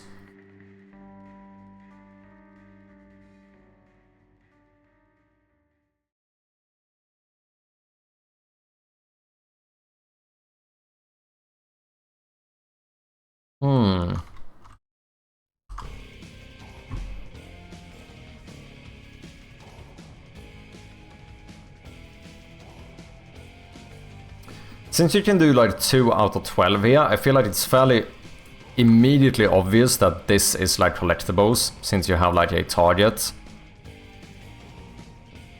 I feel like this one is intuitive.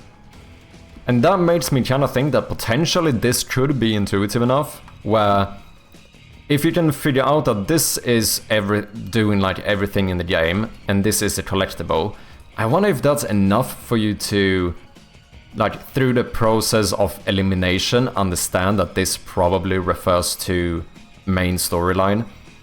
Especially since this number will always be higher than full completion. I think. Probably. Most likely.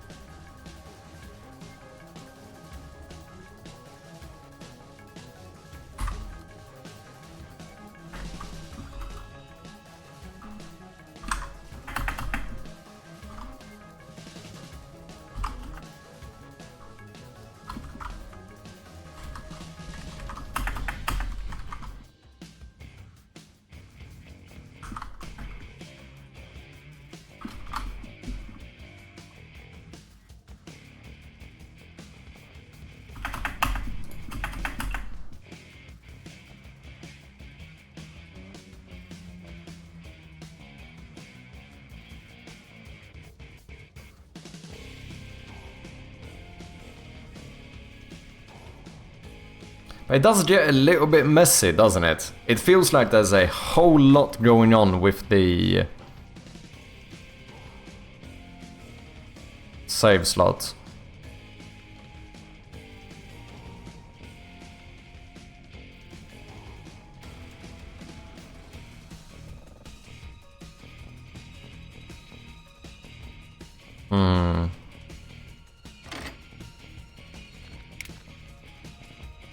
Oh shit, it defaulted to 0%.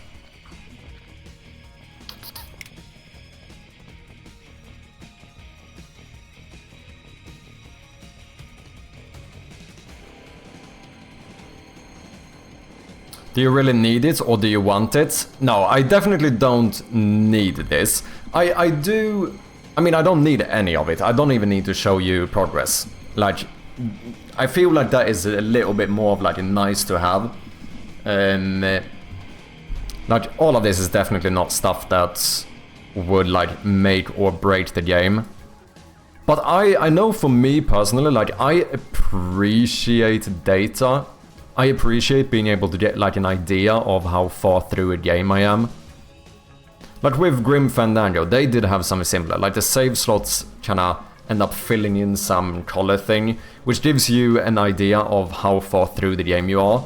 And I know that, especially also as someone who has to plan the game around like streams or content and whatnot, it's good to just have a general idea of like how much left there is. Like whether do I have 2 more streams or do I have like, am I gonna finish the game next time, etc.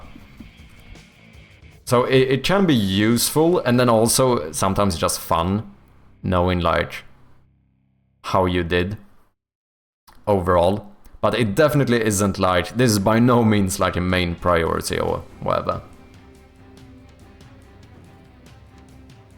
This is more like potential quality of life. And the reason why I say quality of life is, as I said, for like achievement hunters, it's nice to know how far away from, you know, getting the trophy they are. And for the general person and so on, at least me, I know I appreciate being able to get a general gist of like how far through the game I am.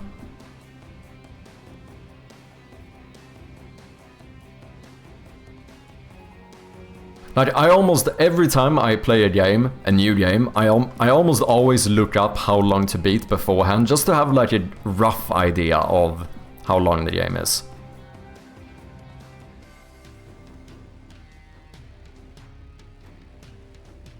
Yeah. Because the issue is, if we only do 1%, then you have to pick. What does that mean? Does that mean that 100% means full main story? And then achievements hunters just have to kinda guess what they are missing?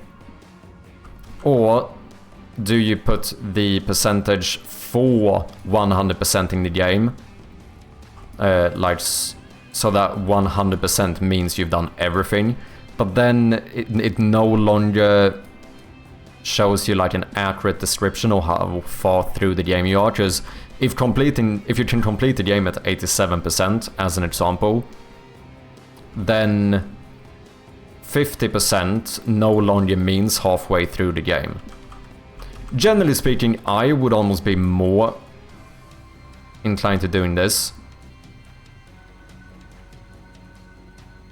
We should do this as well, making it overshoot for like optional content.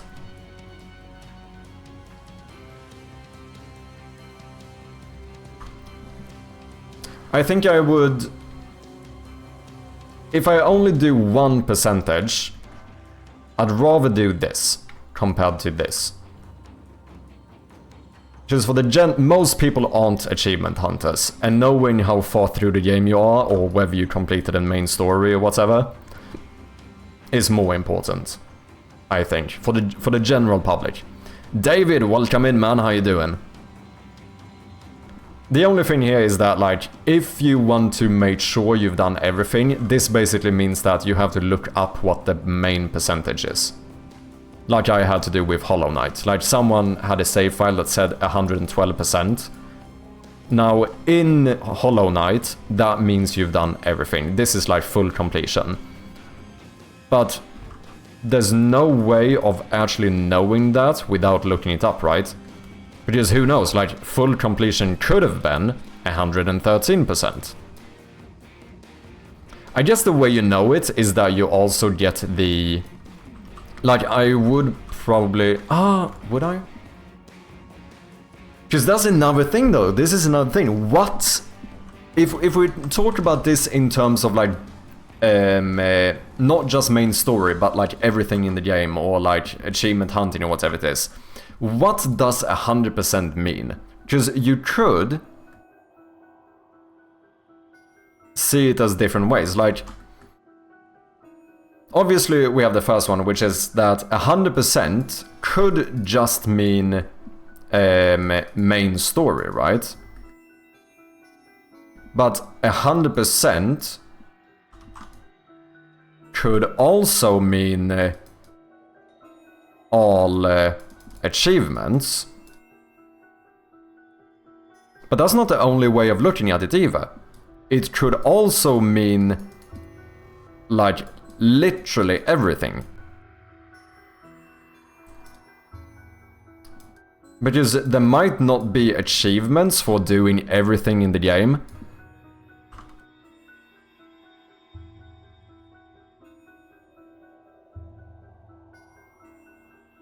Frosten, welcome in.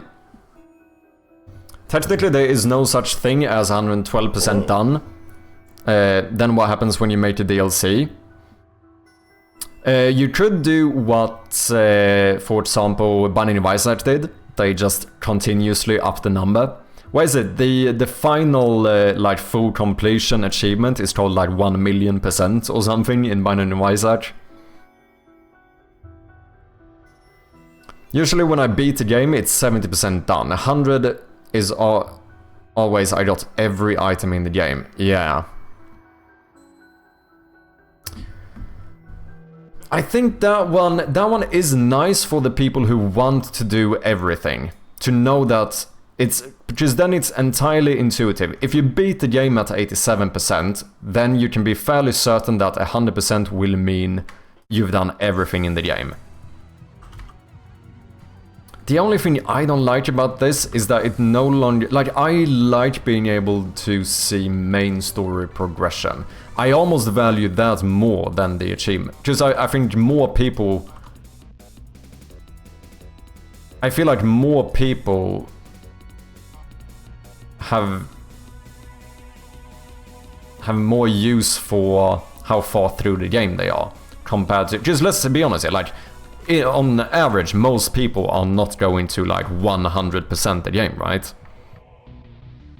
I mean, do most people even finish games? I don't think they do. If you look at actual data, I'm fairly sure that most people don't even reach the endings, right? Like a lot of people don't even start the games. Like how many unplayed games do you have in your Steam library?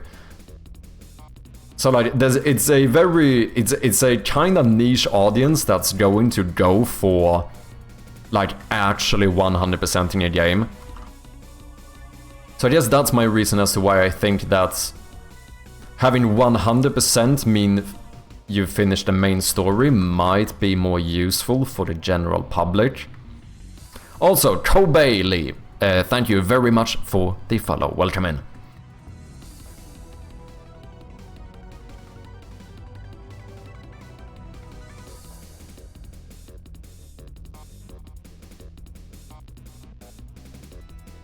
I think I'm gonna have to think about this. There's quite a lot of pros and cons.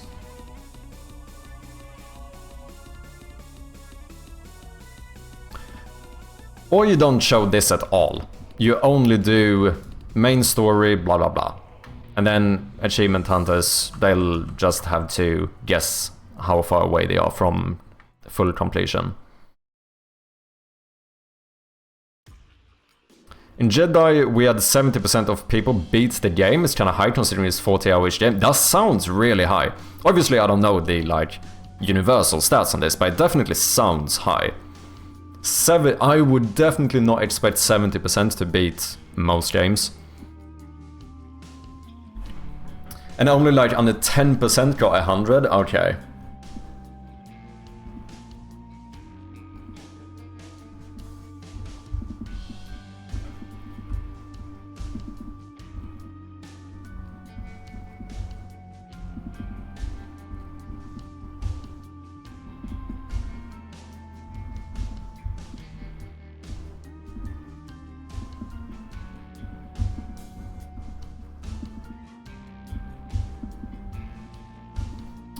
We'll see. I'm gonna have to think about this. Let's try out the little collectible pop-up first. This ended up being a little bit of a detour, but I do think it's quite fun to consider these things. Like, unironically, I know a lot of game devs hate on UI, but UI is actually something I find quite interesting to work on.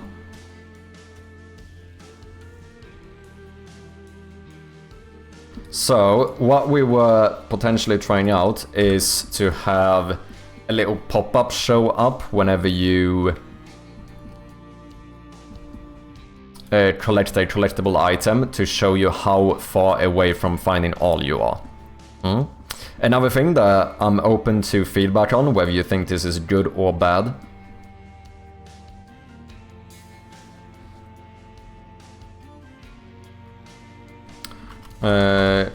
Collectible toast, sure. I'm just gonna try it and see how it feels.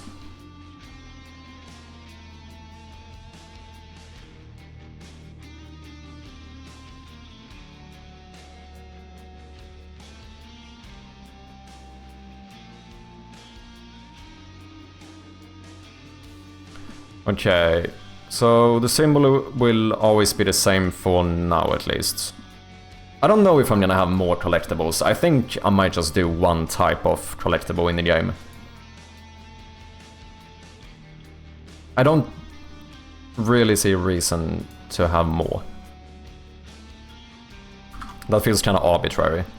And to be clear, when I say collectible, I mean like pure collectible. Like there's other items in the game that might be multiple of, but they actually have like a use, whereas this is just like a flex, right? This is like for achievements, basically. That's the main purpose of this one. For the player. For me, it's to have more items.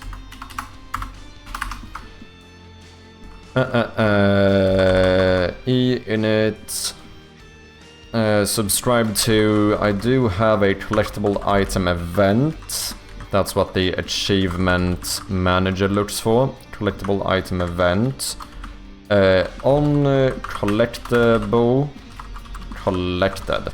Sure thing. A little bit redundant, but why not be more specific?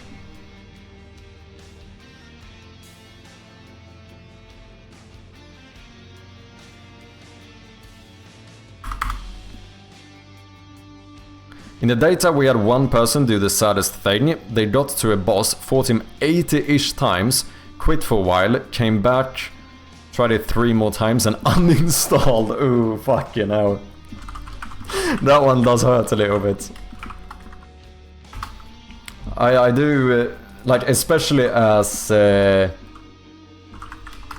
you know, seeing that as the developers and whatnot, like, there's a few YouTube videos and streams I've been watching of people playing the game, and like, as the developer, it pains me so hard to see people get like proper stuck. Like, it is actually hard to watch, you know? It's a very tough thing, because at the same time, then you might go ahead and start thinking, okay, I'm gonna make everything super easy so that this never happens. But then the issue is that, you know, some people also want a bit of a challenge. It can't be too easy.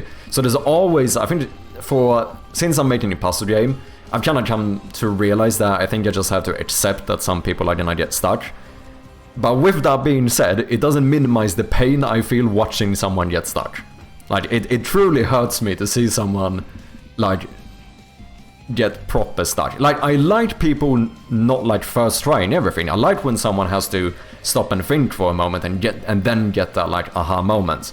But when someone has to run around for like an hour not knowing at all what to do, then it's like, ah, shit. Obviously there's a balance though. Sometimes it is because I have to fix something, sometimes it might be a non-issue for the general audience. Like, obviously there's multiple factors to it, right? We had a puzzle that was supposed to be 2-3 minutes and most people got stuck on it for 45 to 1 hour, yeah.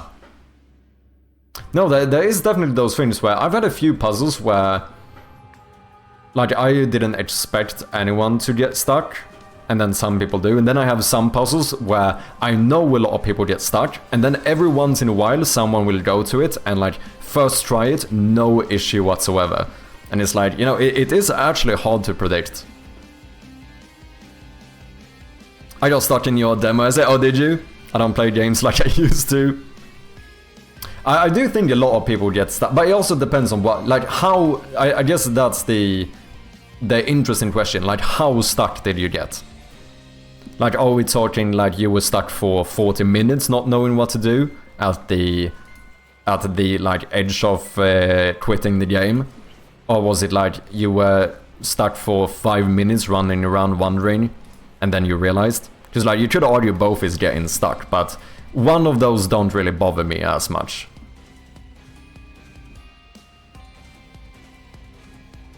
So you like to watch people suffer? No, it literally pains me.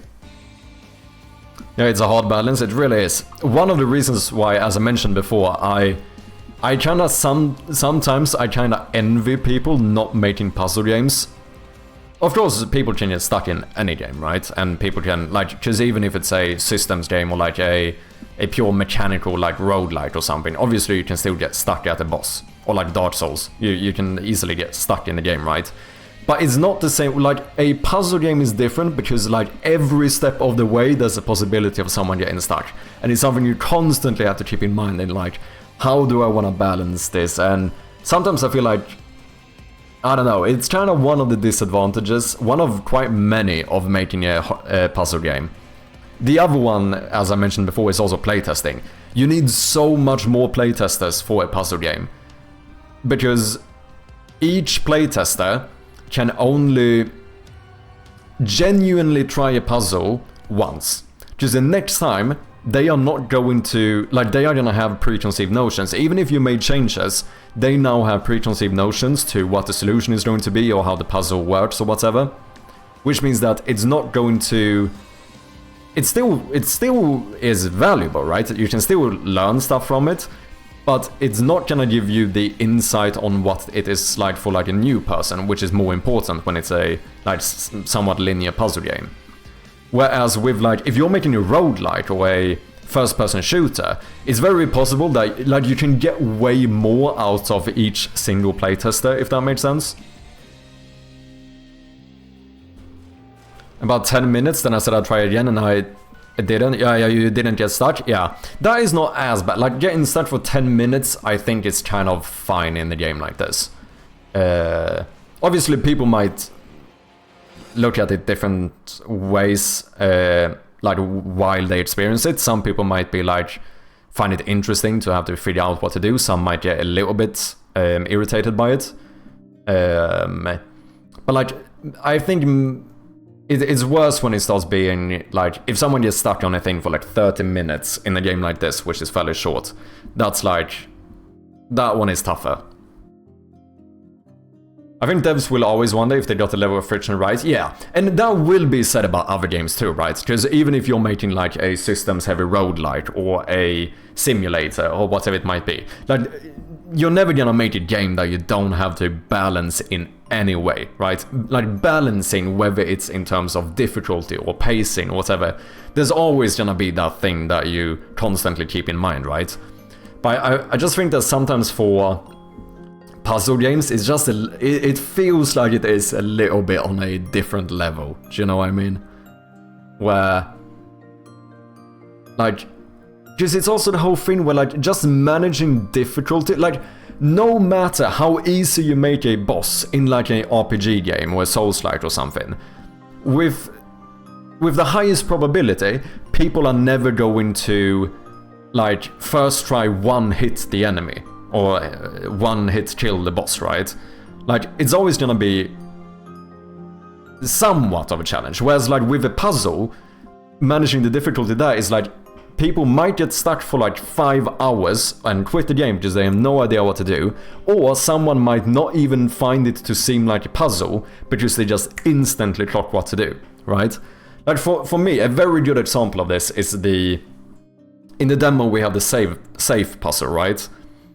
And for people figuring out the code, it's been divided between like 8 hours and literally seconds in like how long it takes for people to understand what to do. Which is like very interesting, and trying to balance that right is fucking tricky, man.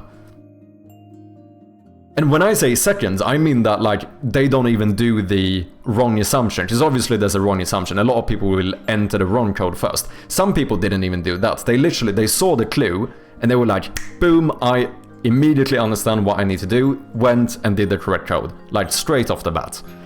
And then others get stuck for like hours, and some people quit the game because they don't know. I even have a few YouTubers that made videos on the demo where they couldn't get past it and they quit, which obviously, as the developer, hurts me to see, right? And it's, yeah, I don't know, it's tricky balancing difficulty when it comes to puzzles. Blueprints has some interesting puzzle ideas. Yeah, that game, since that is like a kind of randomly generated game as well, I don't know, fucking hell, it must be so much. I don't envy making a like roguelike puzzle game, because that seems like it just takes it to the next level as well. But I'm gonna alert, gotta work, no worries David. Obviously it seemed to work out, like he seemed to manage to do it, because the game is, as far as I know, very well received, but it's fucking... yeah, managing the difficulty when you can't even entirely predict in what order they are gonna get clues or find things is... I don't fucking know how to go about something like that.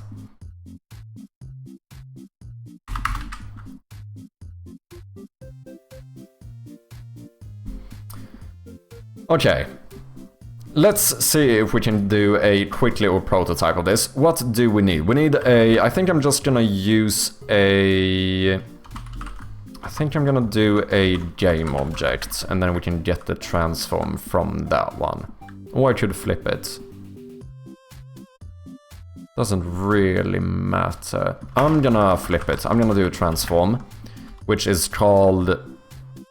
And also I don't want this to be public. A private transform for a collectible toast, sure. Oh, you know what I should do? I should actually do a private one called toast object, and then we just do a little wait where we say that toast object is equal to collectible toast .gameObject. Sure. Why not? Whenever you collect one, we need a text mesh pro UGUI, just the text is going to change. I'm just gonna call you text, sure. And then what can I get here? We need a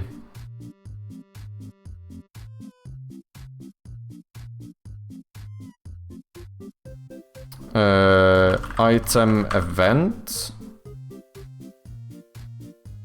dot item. And I'll say item equals this.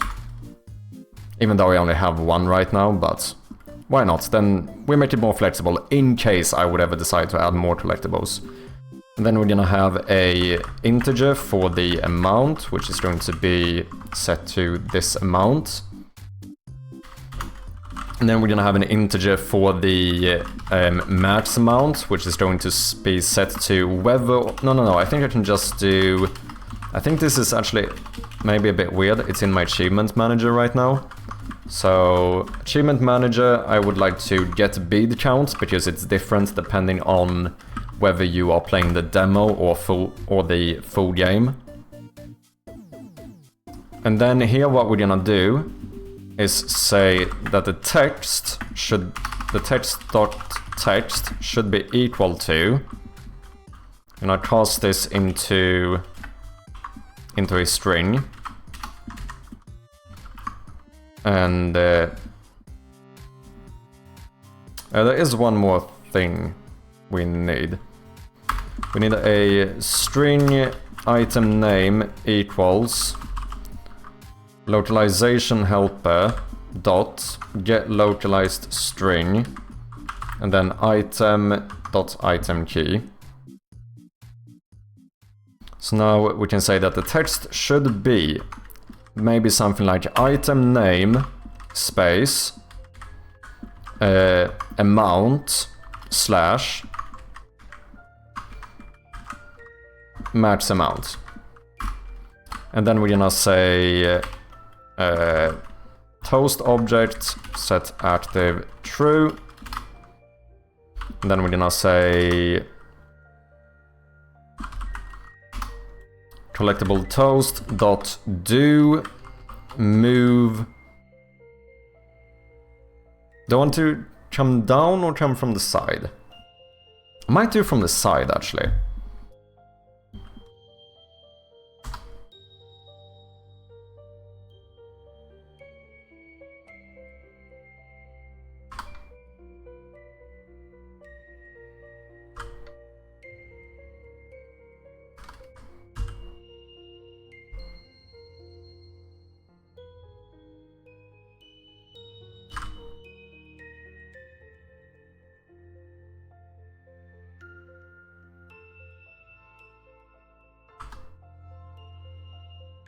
Okay, so we put you like here. And then I want to move you to, what, -40? Something like that.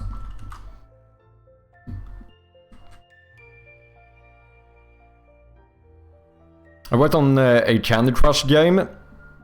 You mean a game like Candy Crush? Or like a official Candy Crush game? Just out of curiosity. Made hundreds of levels, and most people would get stuck after 15 to 20 levels. One of my co-workers has 300 hours on that game. Wait, in Blueprints or this one? Sorry. I know I'm a little bit late reading chat here. Yeah, like Candy Crush? Okay. Yeah. It's tricky, man. Blueprints? Damn. 300 hours. Why is like... Out of curiosity, what does how long to beat say? Now, to be very clear, I never fully trust how long to beat. Like, at least for me personally, I'm a slow gamer. I have no shame in admitting that. Like, I'm slow. I like exploring everything. I like looking at tiny details. I talk to NPCs in Skyrim. Like, not only do I talk to NPCs, like, I listen to NPCs. Like, I actually read what they have to say. Not like just important NPCs either, like random people on the street who start talking about something. Like, I actually listen to what they have to say. I know a lot of people don't do that shit, but I do it. Maybe I'm a fucking weirdo, I don't know. I like hearing what people have to say. So usually for me, it takes me quite a long time to get through games, so the like average times are never correct for me. I always have to at least add like another 50% or maybe even double it. People have weird ideas what beating means. Yeah, that's probably a good point as well. Yeah, I don't really trust it either. If I like a game, I will 100% it. Damn. I have almost never won an... I think I only know one game I have 100% achievements in. I was going to 100% Dark Souls 1, but Knight's Honor, that fucking achievement, is like, it's the end of me. I cannot be bothered. It takes like 3... Like, you need to go to like New Game plus or something, and you need to farm so much shit. Just basically what you need to do for that achievement is to make or find every single unique item in the entire game. Which means like, you need to make every boss item there is, which means that you have to first fully upgrade a normal weapon to make it into a boss weapon, and you need to find like all of the unique ones you can, which that isn't as bad, but it's too fucking much, man. Like, I would definitely go ahead and 100% that game if it wasn't for that achievement. That one is fucking tough, man. I do have 100% in Mind Over Magnet, but I have talked about this before. I'm not super fond of it. I really like the game, but I don't like the way that Mark Brown did the achievements. That's the only negative thing I have to say about it. Like, the achievements for this game is literally just to reach the different, like, checkpoints or levels in the game. So what that means is that I have 100% because I finished the game. And my honest take on this is that I don't feel like I deserve 100% achievement just for finishing the game. Like, at least give me a couple missable ones, so I at least felt like I had to do something extra to get it. Do you know what I mean? Like, I almost don't even see it as a game I 100%ed, because there was nothing extra that you had to do. Do you know what I mean? What was the game I wanted to see? Blueprints. I don't know, what do you guys think? I feel like... I understand that you might not want to do like super difficult achievements where people have to... Like I said, I think Knight's Honor, that achievement in Dark Souls 1, is a little bit brutal. That one definitely is a bit brutal. But just finishing the game, I don't feel like you should get 100% by doing like the... just reaching the credits. Okay, so according to How Long to Beat, Blueprints is 17.5 hours for the main story, about 34.5 hours for the main plus sides. So for me, probably like 40 hours for the main story then.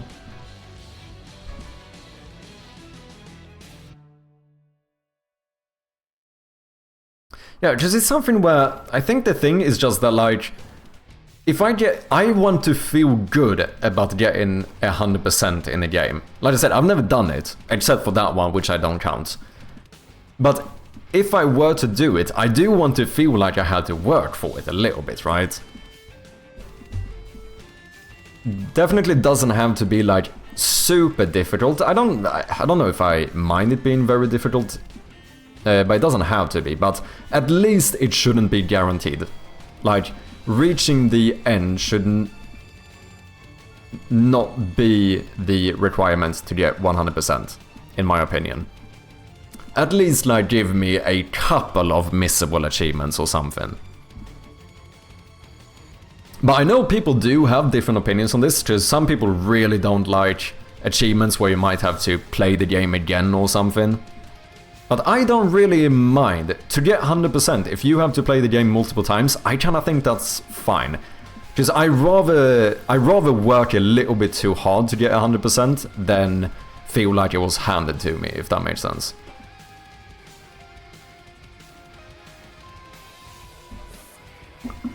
I look at every item in the games and admire art.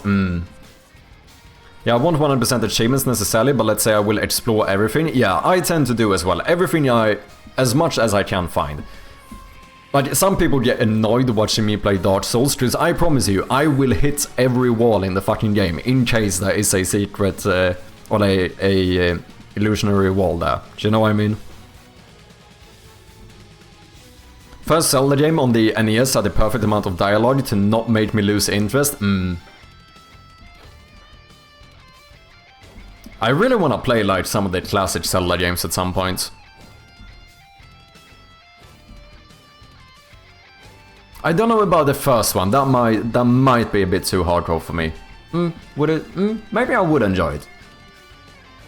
But I have been thinking about like maybe trying like Link to the Past or something. Actually, I need to do Ocarina of Time as well. I have played Ocarina of Time, but I've never finished it. I haven't finished a single Zelda game. I know no one is surprised, but yeah, it feels like I definitely wanna get through one of them at some point. Yeah, compared to what you said about talking to NPCs, I mean, yeah. First number is for rolling credits in BP. Oh, blueprints, which leaves most of the law and loose ends still unrevealed. Okay. I don't like grind achievements, etc. For example, beat game with all characters matched to 100. Unfollow. No, I do admit that I should do it. I need to get through. I have a lot of like classic games I need to give a honest shot at some point. Especially as now as a game developer, I feel a lot more guilty for not having played certain, you know, classic games. Mister, welcome in and thank you for the stretch. How you doing, man?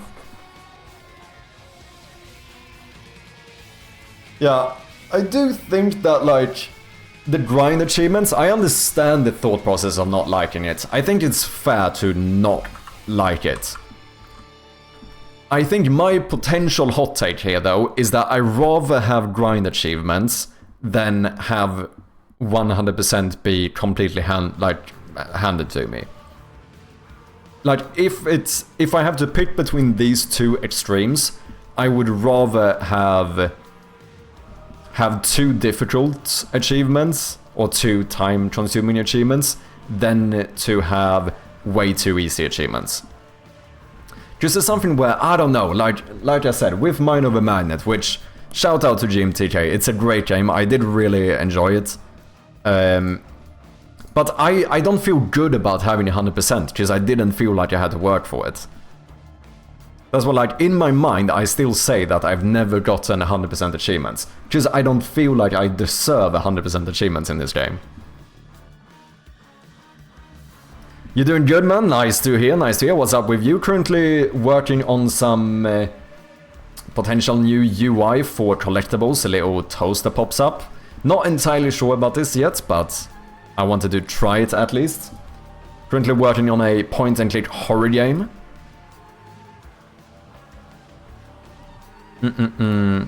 If anyone is curious, the demo is out on Steam. Go and check it out. Ads, nah, let's snooze these ads, people. Okay, we're gonna have a float for something like a default position. Mister, what's your take on achievements? What do you prefer? Way too easy achievements in terms of like being able to get 100% that is, or too difficult?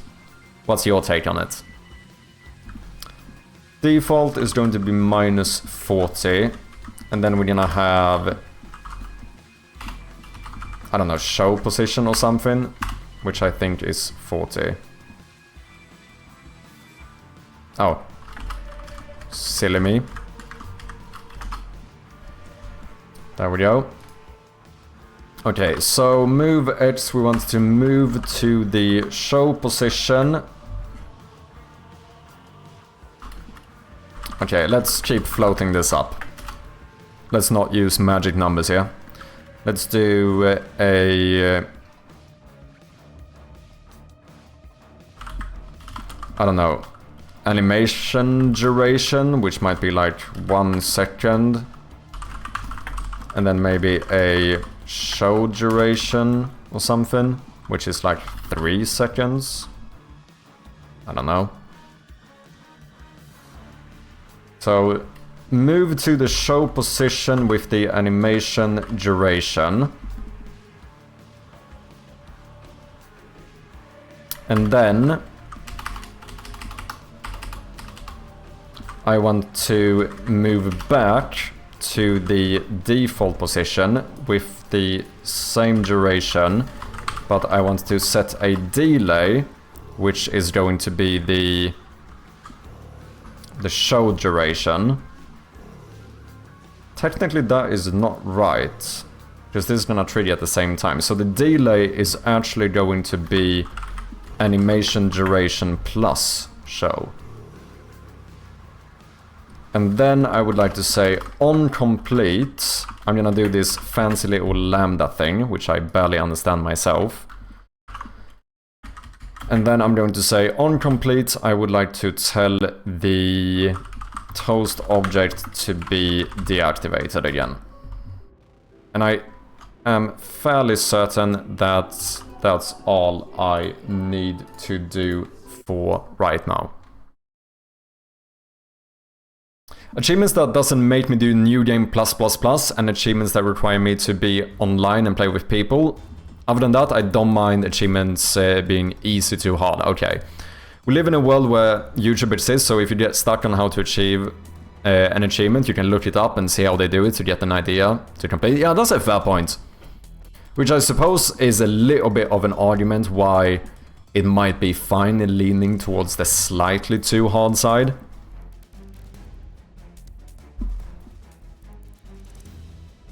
Okay, collectible toast transform is this one, and the text is this one. And then we're gonna deactivate this one. And now, let's see if this works, and let's see how it feels. That's the more important thing here. How does this feel? So...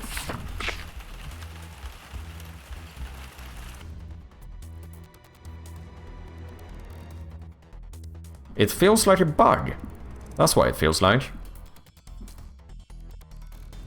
Object reference not set to an instance of an object.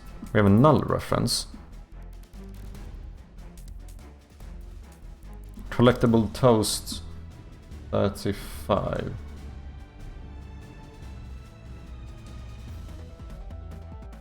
Max amount.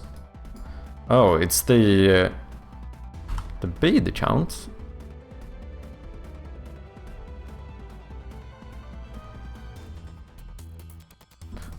Oh, no, wait, what? I'm so confused.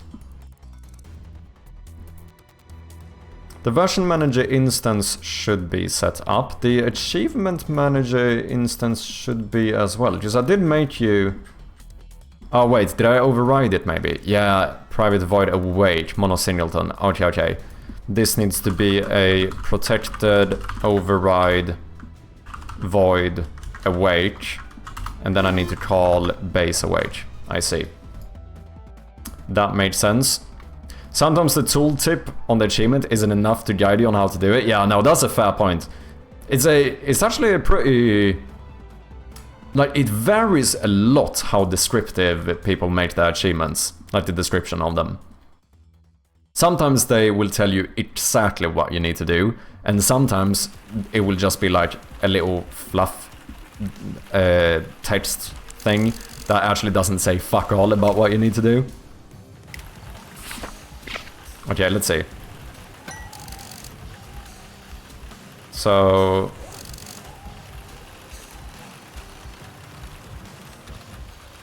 well, that fucking flew by. Okay, I think I'm accidentally using world position. Also, we have some ads coming up in a few seconds for any non-subscribers. Thank you for your patience, as always. Okay, that definitely did not do what it's supposed to do, because I need to do a local move instead. Not, otherwise it's world position, which means that I think we fling that one to like the other side of the universe.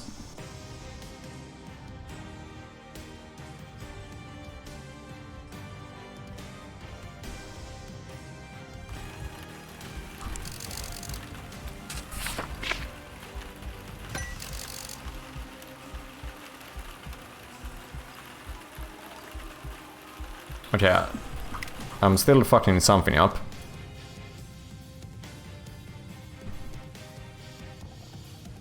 Oh, because I'm moving this one, which your default position is 0. I need to move you to 80. Okay. Okay. Kabali, welcome in. How you doing, bem-vindo? Hope you're doing well, mate. Okay, default position is actually 0. Show position should be... Oh yeah, and this should be minus 80, because I need to move to the left, which is negative. Let's have a look. I was looking at the transform of the parent object.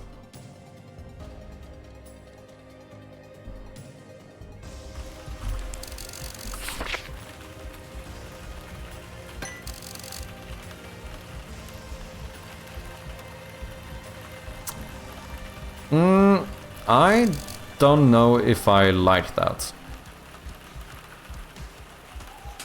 That felt odd. First of all, I think it might be too slow.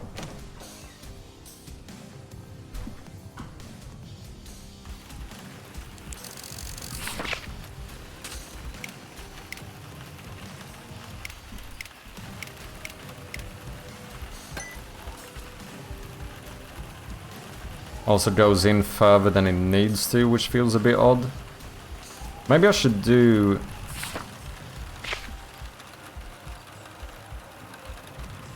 Maybe I should go down instead.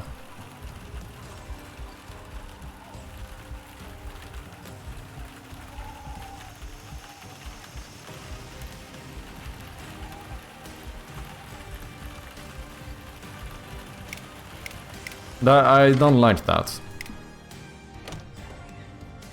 It feels odd.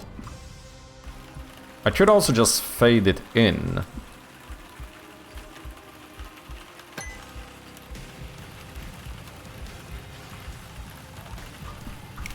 Needs to be quicker.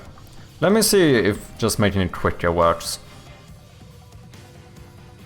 I don't know how to figure out how far to go in though, because this text will change, like how long this text is changes depending on the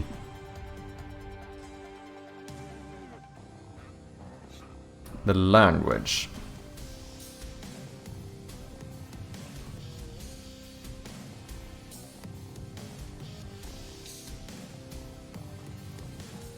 You don't want to go in further than you have to.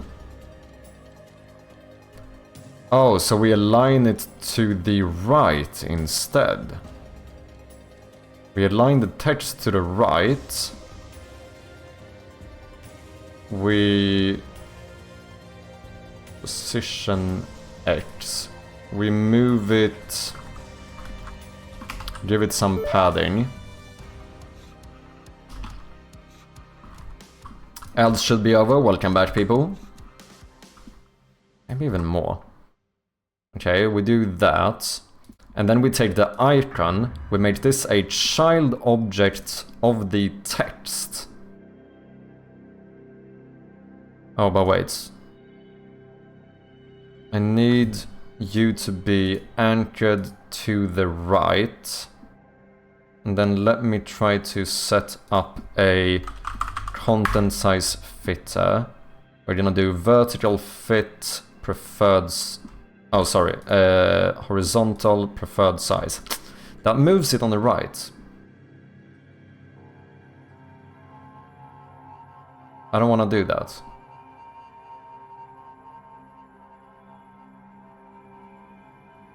Isn't the anchor supposed to fix that for me? Or maybe it does now. It doesn't. Oh. Why?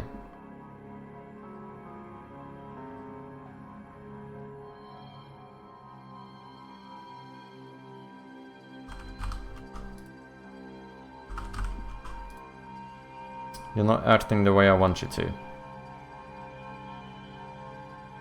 I want, if this gets longer, I want you to only push to the left.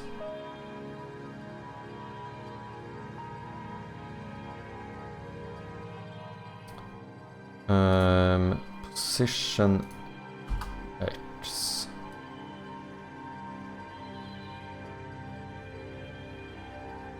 And like where I line you like so is not gonna make a difference. Can I, do I need to stretch this? No.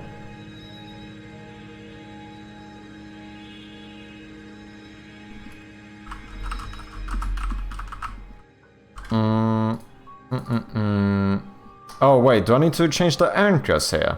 Is it the anchors that's the issue? But it, doesn't this set my anchors? Or is it my pivot? Oh yeah, it's a pivot, innit? Yeah. I know how this works. I need to move you. How do I move the pivot? Pivot X should be 1. Maybe?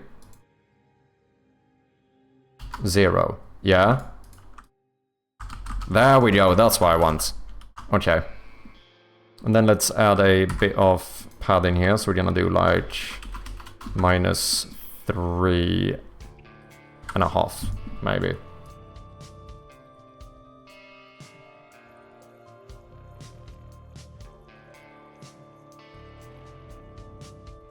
Don't forget to save. That is probably a good shout.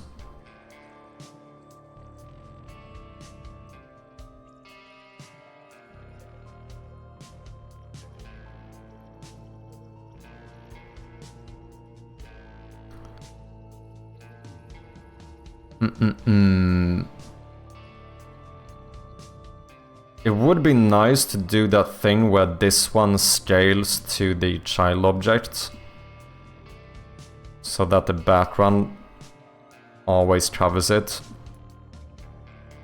Let's do that and then do a little commit, because I think this might work. And there's only one way I know of doing this, which is to go way back in our general chat to find whenever Nymph sent a image of how to set this up. Because I never fucking remember how to do it, because you need a lot of different components set up correctly. I think it's here somewhere. Here we go. Content size fitter, horizontal layout group, layout elements. Let me use my little cheat sheet here. I should actually save this somewhere. I actually made a patch, but once I had a crash and I forgot to save, and now I don't have a patch anymore. That one, you mean you lost all of the progress? That one is fucking brutal. Okay. Oh, wait. How does this change then? Because now you're, depending on how big you are, you're gonna change your position. So the show position is going to be different.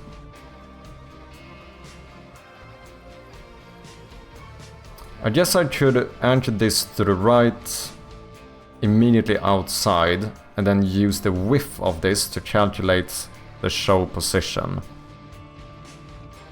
Okay. Let's try something. We're gonna add a content size fitter where horizontal fit is going to be preferred size. I'm gonna add a horizontal layout group. Middle center. We are going to check all of these boxes, and then we're gonna use a layout element, and we are going to, oh shit, but now the rosary bead isn't included.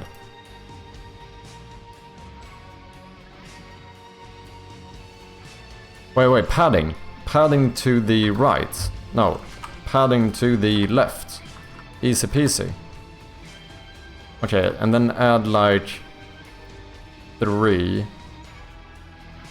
to each side. Yeah, that's how you do it.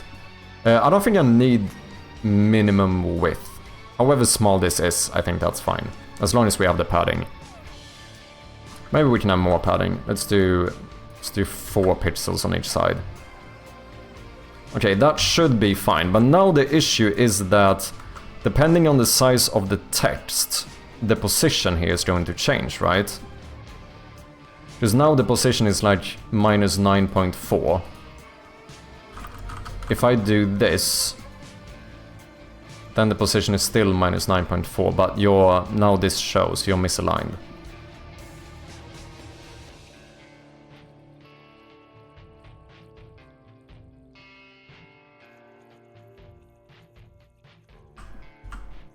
So I think what we need to do here is something similar. I need to anchor you to the right. Well, this becomes the right of the parent object. Oh, this is so fucking weird.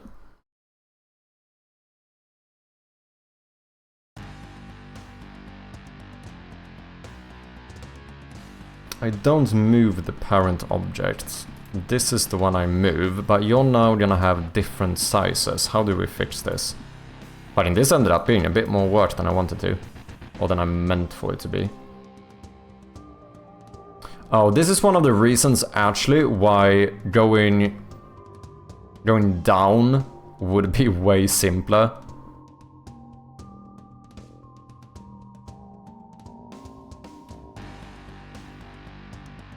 Just then I should just anchor you to the right side here. Because here I need to also, since the width of this can change, that's gonna change how far I need to move this. Shall we try and see just how it feels for this to go downwards instead?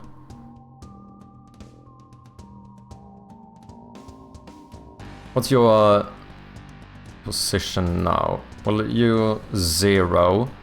To show, I want you to be like minus 15.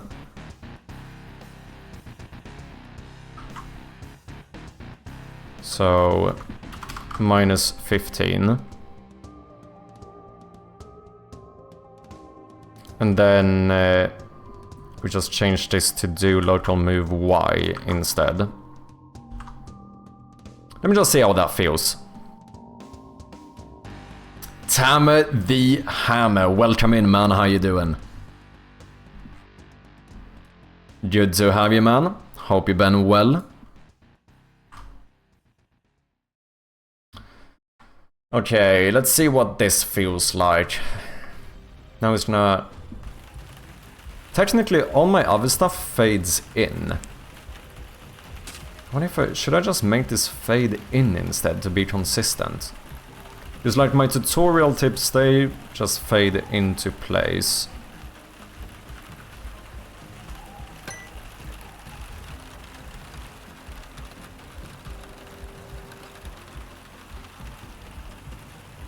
I mean, that didn't feel too bad.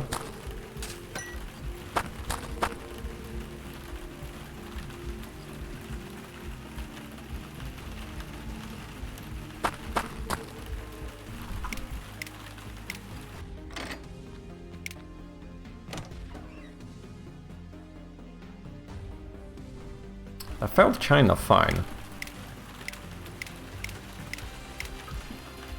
Like these, for example, they just fade into place. Does it feel a bit inconsistent? Fuck, maybe I should make it fade in instead. Every other toast I have fades in. If that's the case... Or maybe... I could change it and actually move the toasts into position.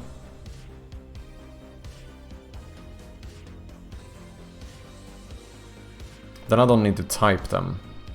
It does look kind of neat typing them though.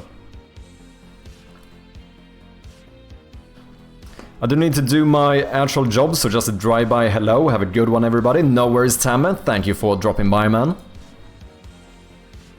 Okay, fuck. Maybe let's try... Let's try to add a canvas group.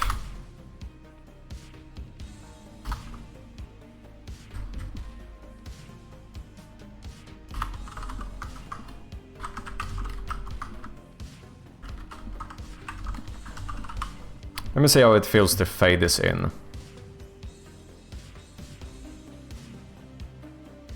So now, let me do this.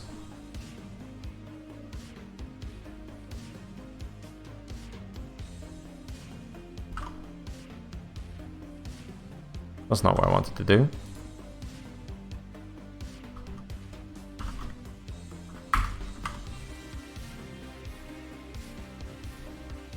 And then instead we are gonna tell the canvas group to fade to 1.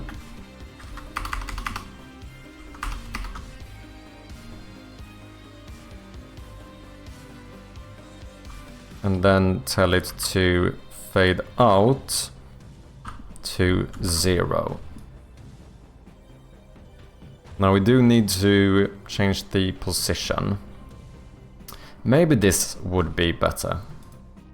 It does feel more consistent.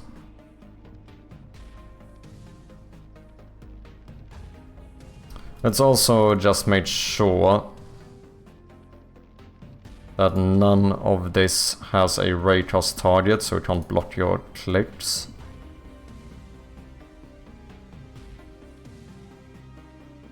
I'm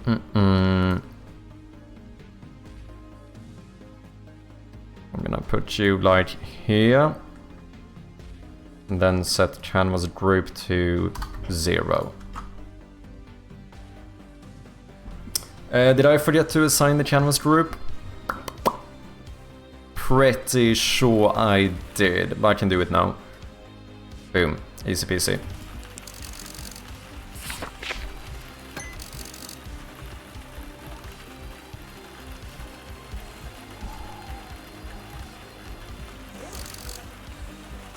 Yeah, I might do that.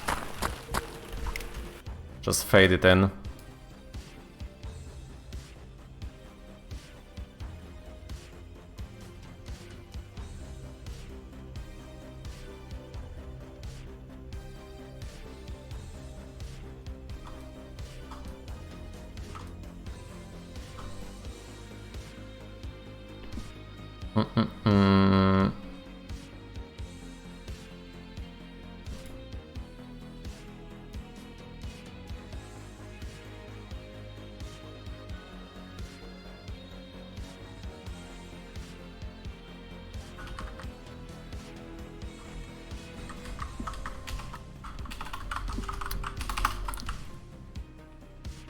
Fade in duration.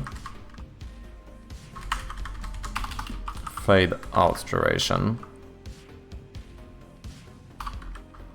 Let's fade in a little bit quicker. And then show duration. I think it shows it a little bit too long.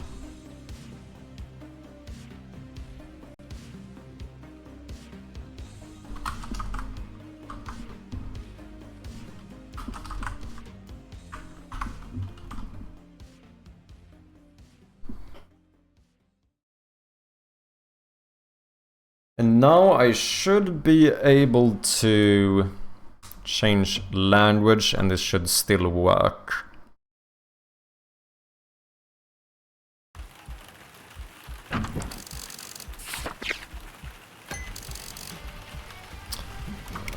That didn't work at all, because I forgot to set you up. Position is fine. And what happens now if I add text here? You're gonna move... Oh. It doesn't work. Because I need to move your anchor as well. There we go.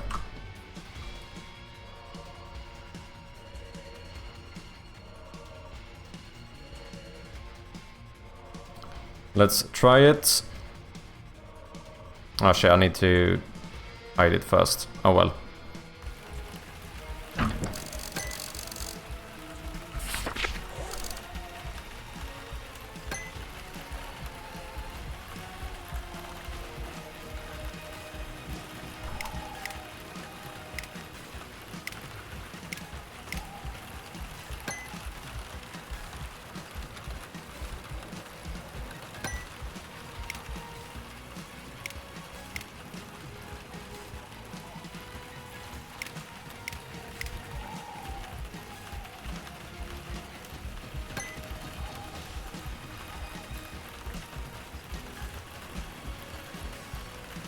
Maybe?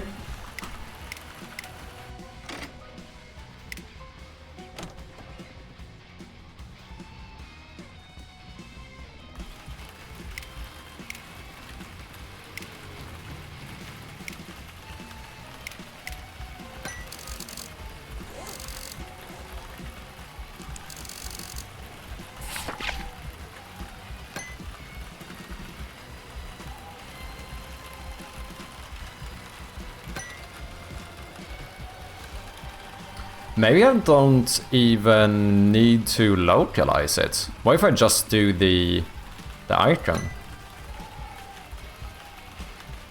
I mean, I'm gonna have that key anyway, so I suppose it doesn't matter.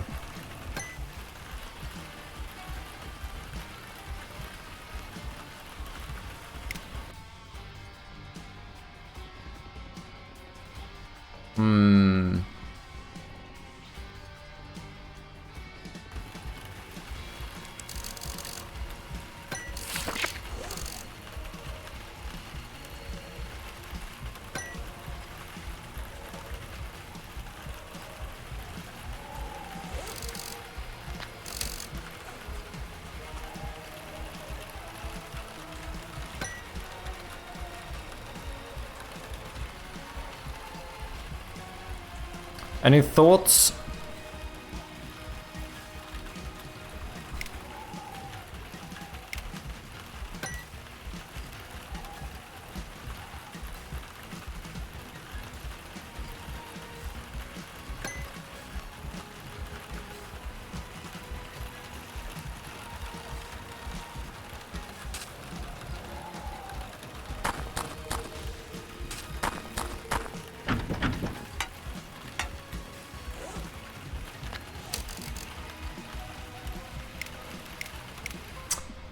I'm still not certain.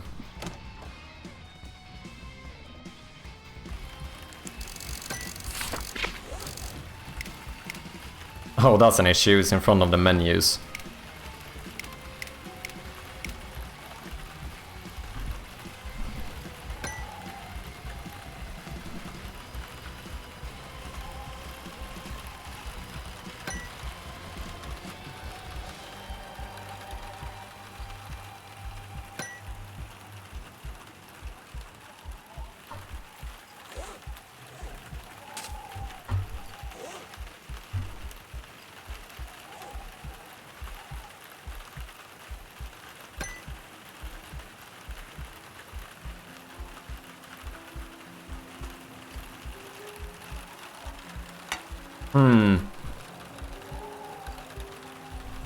Maybe.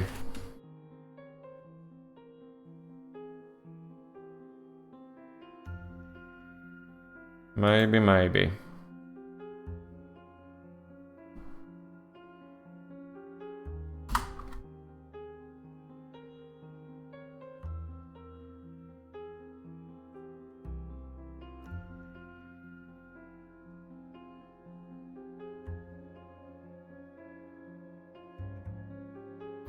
Let's just make sure that you are behind the menus. And there is perhaps one other thing that could be nice to have. I think it's gonna look weird if I pick one up and then go to a new room. Codinho, bem-vindo pá. Meu push-ups, how you doing, man? How's it going? So far so good. Been playing around with a new little toast pop-up whenever you pick up a collectible item that shows you how many you have left to find. I'm not like 100% sure if I like it yet, but maybe. So we have this little thing in the corner.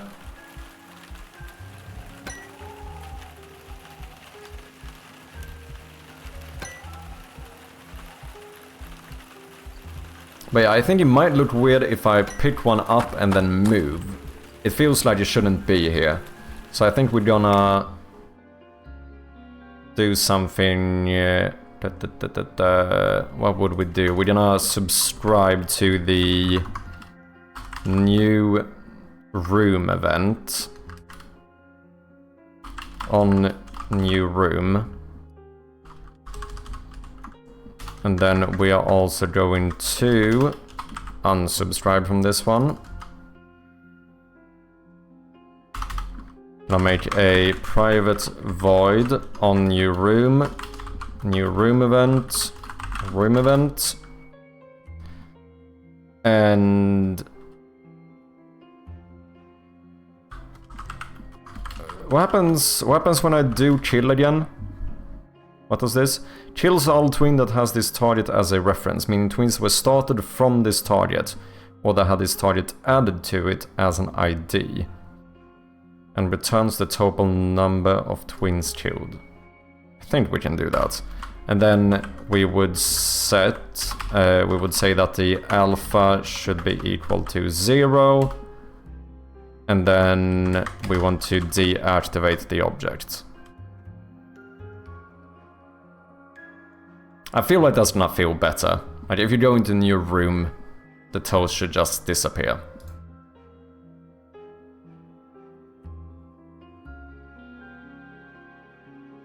How have you been, Coden?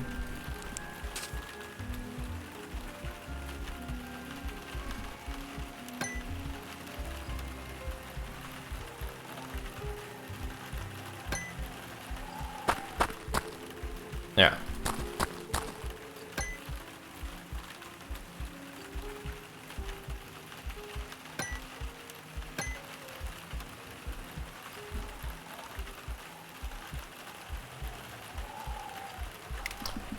I think that feels better.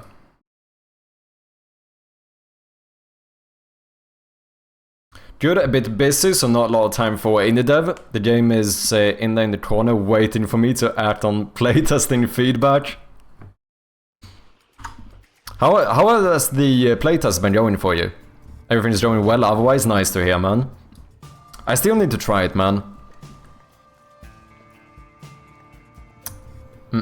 I have quite a lot of games I need to try. Been a little bit too stressed out recently. Let's see.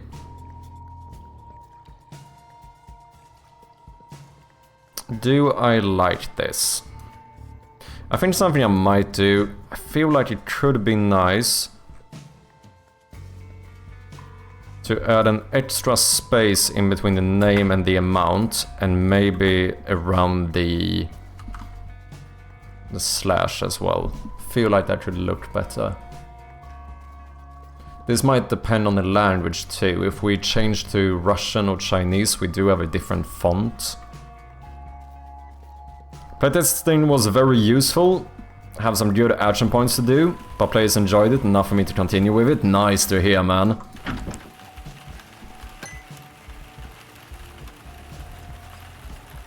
I think I prefer that. Let's check Trotsky.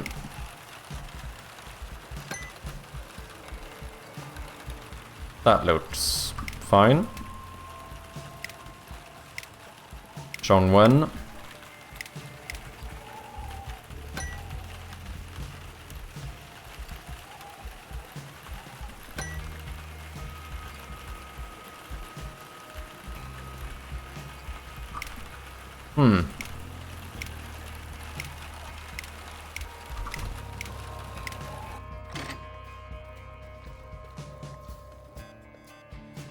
Wrapped up the puzzle from the other day. Yeah, I'm pretty much completely done with it. I did a bunch of polish on it over the last couple of days, and it is a lot better. I did a proper like animation once you finish it. I fixed the actual spinning animation quite a lot as well. I think it turned out really nice. So far I am quite liking it.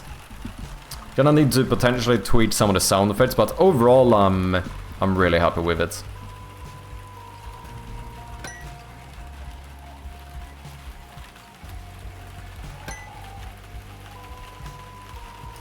Maybe the icon is a little bit close to the text as well. Maybe add like another pixel in between them. This is a lot of polish for something that I'm still like, you know, a little bit indecisive about. I'm not entirely sure if I like this or not.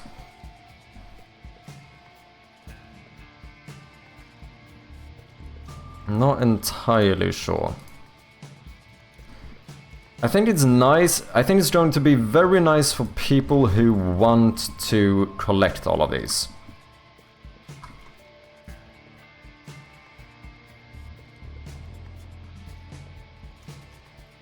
I could also flip this.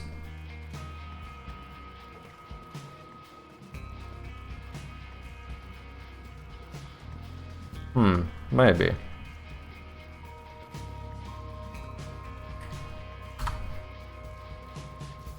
Because right now, as I mentioned before, like one of the reasons I thought of adding this is because I noticed we had at least one person who tried to get the collectible achievement in the demo and thought he had found all of these, but then he had missed one and accidentally finished the game, so he had to start all over again. So like for those type of reasons, it feels like it could be nice to just be able to be a little bit reminded like how far away you are.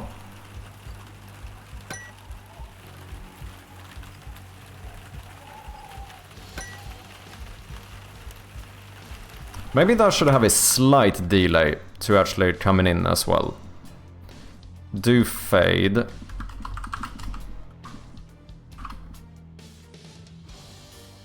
Maybe we just wait like half a second before fading it in.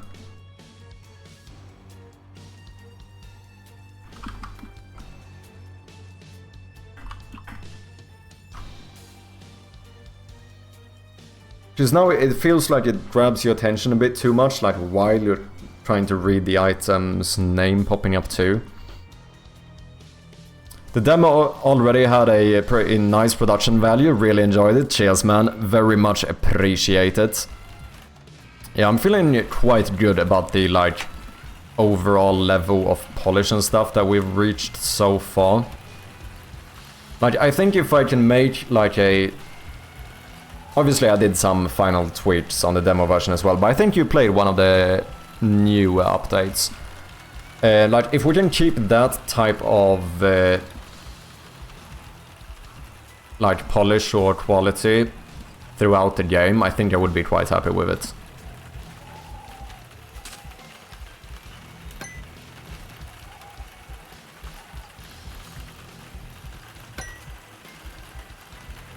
Yeah, I think that is nicer, having this one pop in just like a little bit later. So now you read this and then you see this.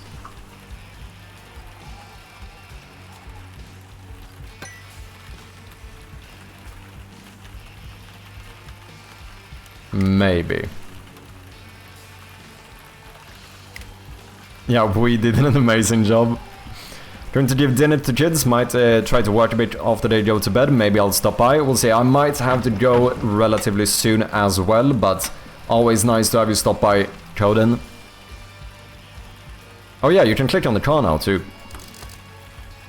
Right now it only has the normal interaction, which says I can't leave yet. But we might do some more fun stuff with it later.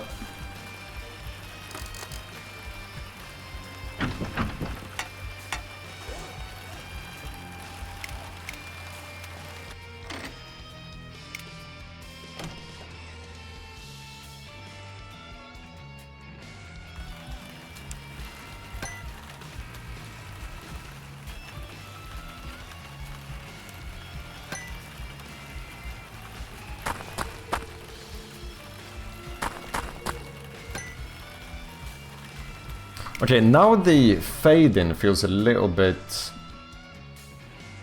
Maybe we should go back, make it slower again. I'm being very pedantic here, but... Which probably is, you know, is a bit risky since I'm still not entirely sure if I like this or not. But I think it has certain advantages to it.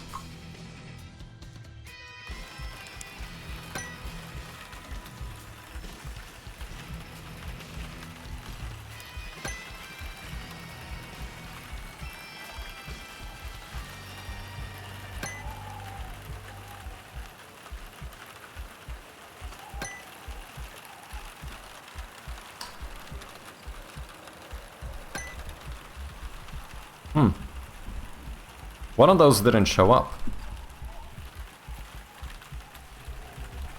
I wonder why.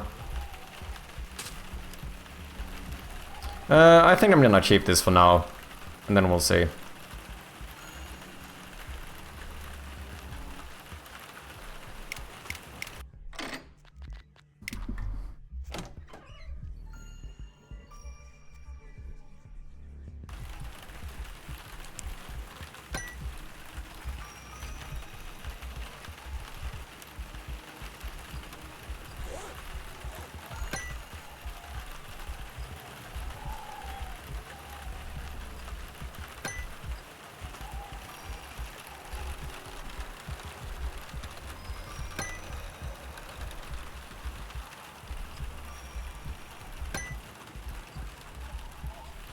Okay, so if I pick up one too soon, after having picked one up, that's when it doesn't show up.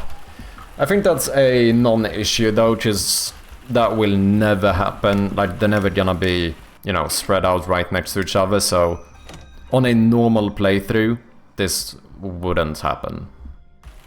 I don't think I need to worry about that one.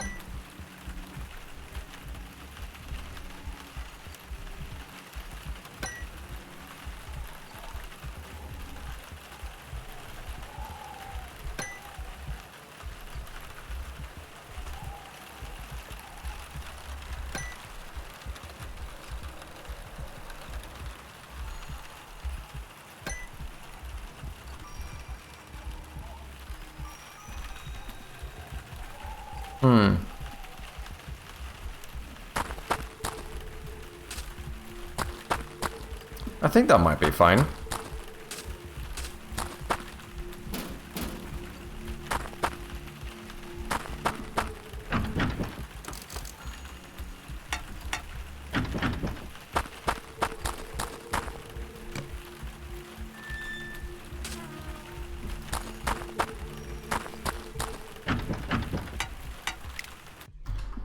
Sweet.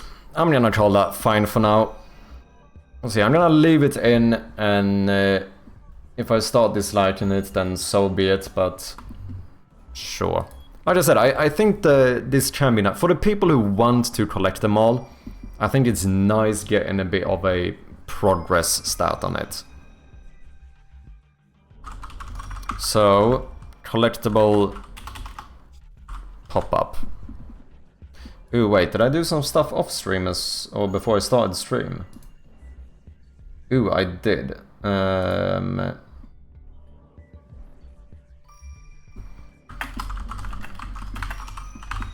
So that as well. Let's do a quick little push here. Just made a simple patrolling enemy in a 2D game in Unity. Progress, nice, man. That is not too shabby. My first RPG game I ever made, as soon as I started working on like enemy AI, that's when I was like, fuck this shit, I am nowhere near good enough to do this. Like, I think I ended up having like a bit of a mental breakdown once I started going into enemy AI.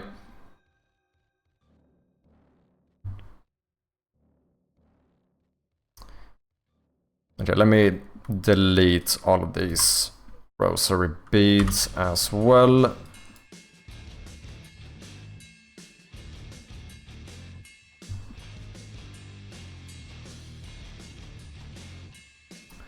Okay, that is done. Let me see, what else do I have on my lists at the moment.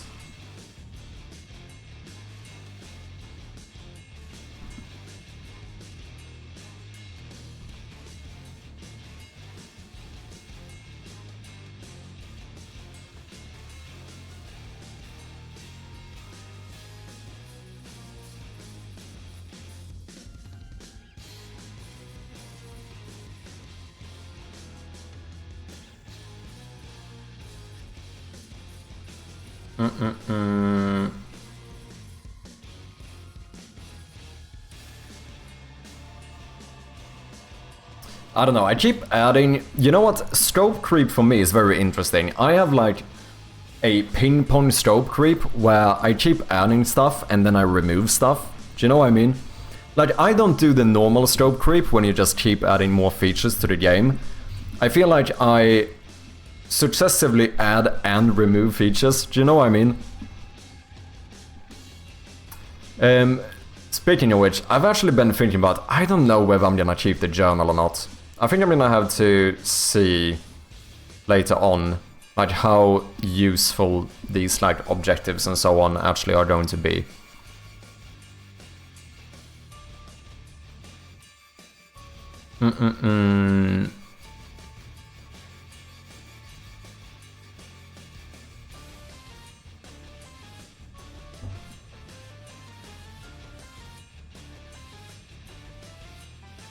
I do need to constrain flashlight movement to the canvas. There is a weird thing right now where if you tab out of the game, the hand actually keeps following the cursor even on like another monitor, which can look a little bit weird.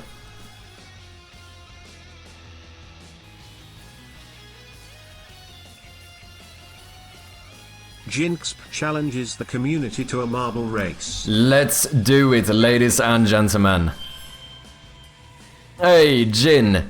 Marbles, marbles, marbles, marbles. Indeed, it's time for marbles with the 25 bits, thank you so much.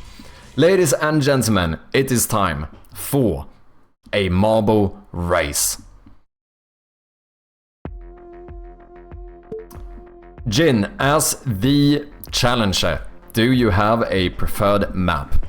For anyone who doesn't know, this is a little side project we started quite a while ago. I haven't worked on it for a long time, but it's still a little bit janky, but it's a fun little marble racing game. Giga Chad Linko, let's do it.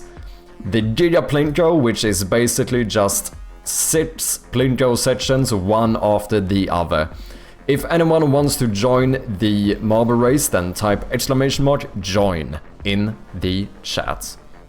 We are also going to start a prediction whether or not you think that Jin, the challenger, will win. The prediction is up, so feel free to gamble all of your hard-earned channel points.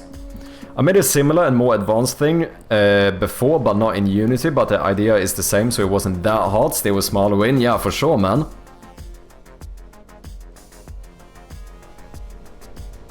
We have Mr. Jin, or Pons and Blork in here. We have Luasoft, Kabali, and Mises. Good to see you, mate.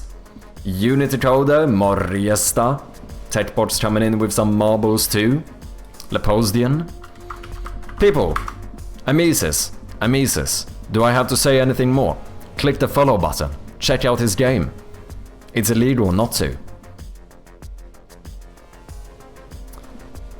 Okay, Jin, I believe in my 5k. How are we doing so far? Holy shit, this might be a new record. Holy shit, you people are fucking gambling today, aren't you? We have 50,000 channel points bet on the challenger winning. And we have 29,000 against the challenger. We have a total of 80,000 channel points in this prediction right now. And the odds doesn't make full sense. But they are what they are. 30 seconds, about half a minute left in the poll. If anyone else wants to gamble some channel points, go ahead and do so. This is definitely a new record. 50k for the challenger, 80k against the challenger. We have a total of 130,000 channel points. This is by far the biggest prediction we have ever had so far. More than 100k in this one. We have 2 believers and 7 non-believers.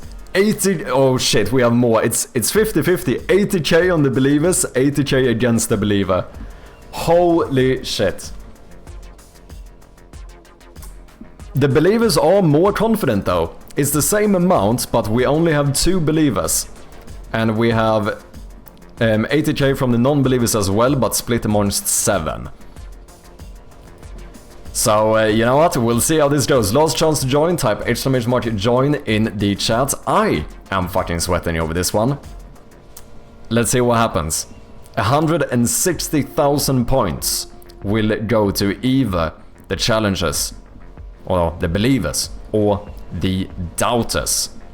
I'm gonna be very rich or very poor. Let's start it up, people. Gonna start in about 10 seconds here in the Giga Plinko. Jin is a subscriber though, so it does have a few extra marbles. Doing okay. I do see a few Jins here. We have Luasoft first into the second, but does get bounced up again. Blork taking the lead for a second there before Leppo absolutely flying past everyone else. Leppo and Luasoft first into the third one. We're about the halfway point here. I do still see a few Jins here, so it is possible. Ponzu taking the lead into the fourth section. Struggling a little bit, but does manage to get through, staying in lead. Struggling maybe even more here in the next 2 last Plinko section. We see Luasoft, Blork. There is Jin here, but it's not looking great, but it's not impossible. You never know. Currently, we have Blork in the lead going into the final Plinko section. Jin is here though. It is not impossible. It's very unlikely, but it is possible. Oh god, this is a little bit too close. Pons in the lead going into the goal. Blork second place. Jin the challenger in 5th place. We had Blork second, Cheats at 3rd, Cavalli 4, Jin 5, Pons 6, the double Jin 7 and 8, and Leppo in 9, and Mises in 10. You know what? Although Jin, the challenger, did not win, he absolutely dominated the leaderboard. Let's see, who is struggling the most? Who's gonna be our second winner? It's either Jin or Mr. Mister, it looks like. Second winner, aka last place. It's somewhat tight, but no, Jin does manage to get through, which means Mr. Mister is our second winner, aka last place. With that, every marble has reached the finish line.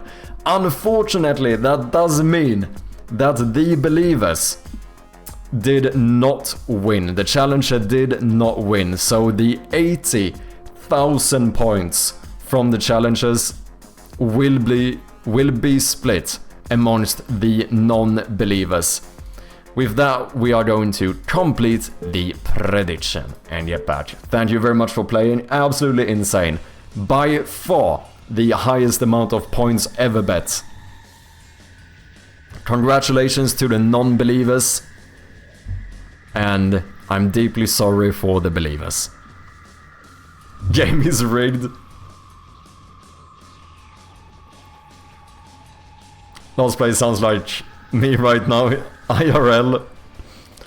GG, people. GG. No way non-believers finally get a good investment. Yeah, this time it was, you know, 50-50 does not make sense. It shouldn't be 50-50 because it is lower chance of the challenger winning, just statistically speaking. But that is probably a pretty fine payout for the doubters.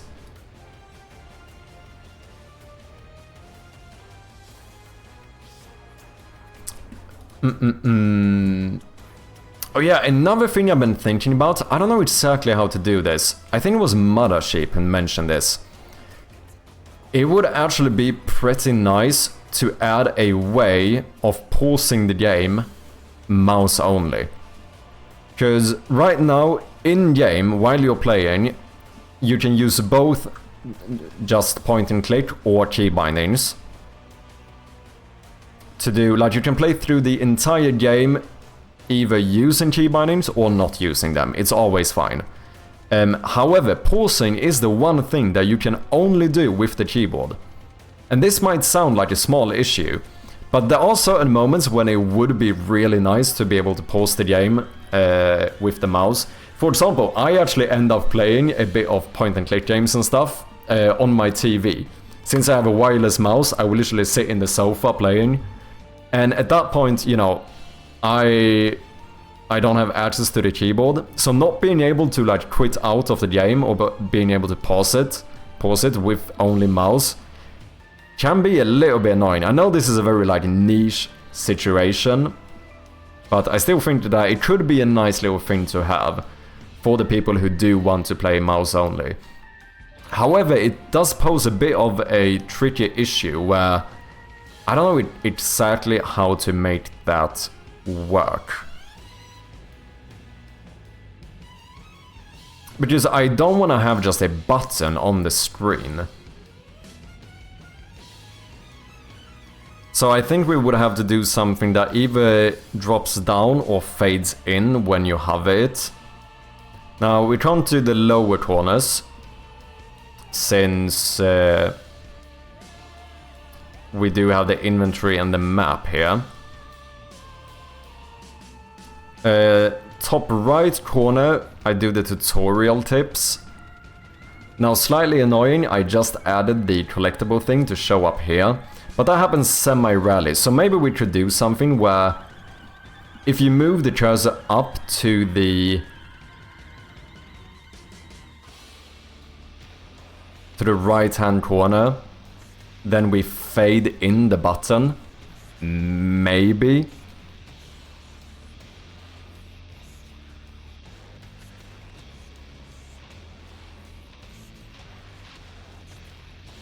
Because I definitely don't want a constant UI element on screen. I also don't really know how to do that one, but I guess we could do something... I mean, I guess you can do either a cogwheel or like a pause button. I think both are fairly intuitive. I don't know what's best.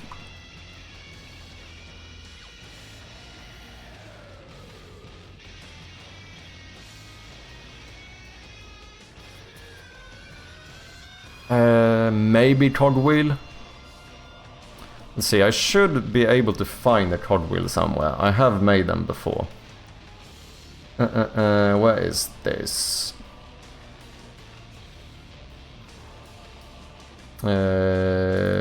Assets, my assets. Logos, icons, abilities. I have saved a bunch of stuff I've made before. How big is this one? Is this that's 16 by 16?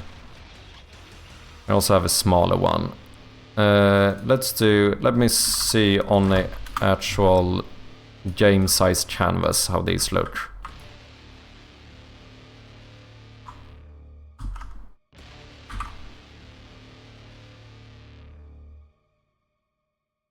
Okay, I think the small one would be fine.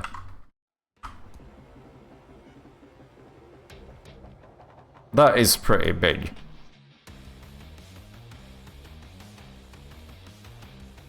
I think this one with maybe a little box around it potentially should be good. Why am I not just doing this? Good question.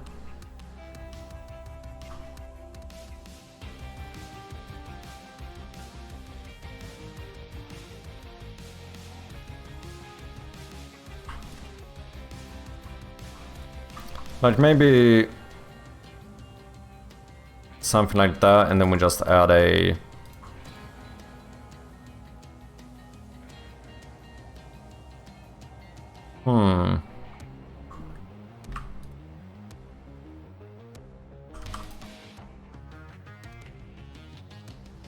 That looks like a portal box.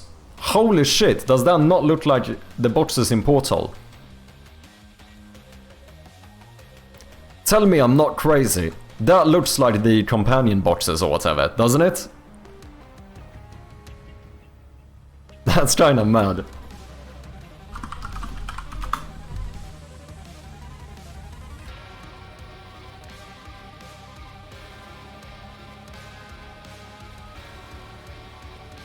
Well, it's time to make Portal in like extremely low res pixel art.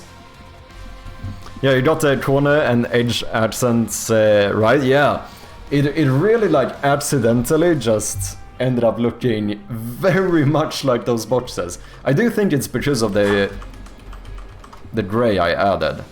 I mean, you can still kind of see it, but because there is the thing where this has like the circle in the middle and then like the edges and stuff, right? Holy shit, that's actually kind of mad.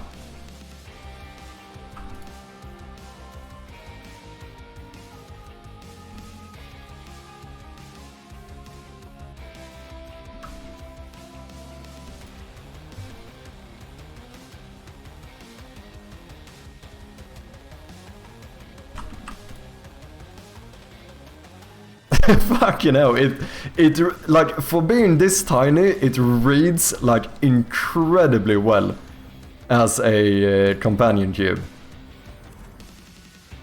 I'm almost impressed, holy shit. Such a random thing, but that's fucking funny. Well, I guess we have to see how small we can make the gun now as well. I have no idea how the gun looks. It has some thingy on the top, doesn't it?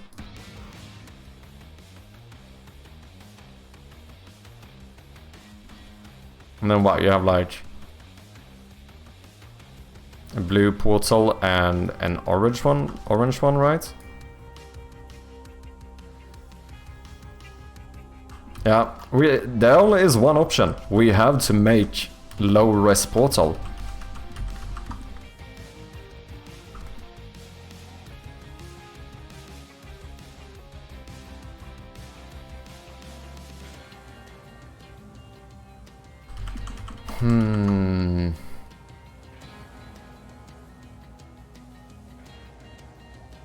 It is a bit tricky though, because when I made this 1-bit,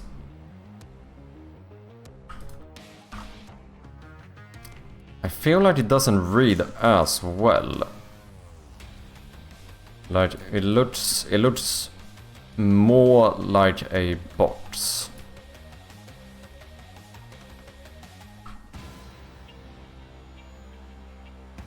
Because yeah, on these I actually, here I even did a bit of shading and stuff.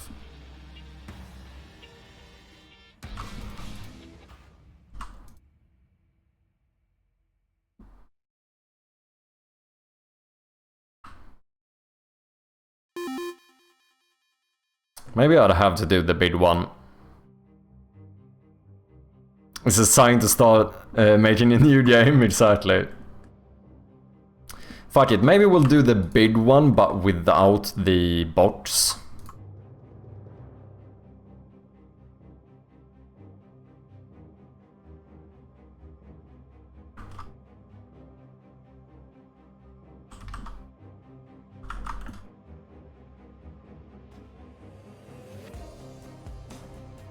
Because I don't know if that one's gonna read well enough. Like I said, the other option is to make like a something looking like a pause button.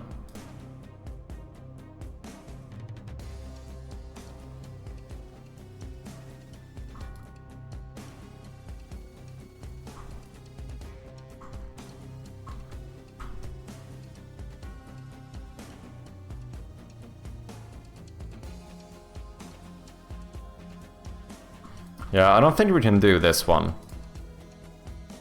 Oh, sorry guys, we do have some ads running at the moment.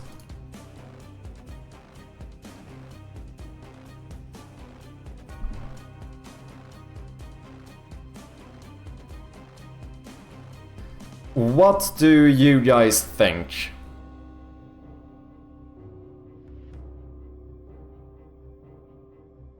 Pause button or cartwheel? What's best?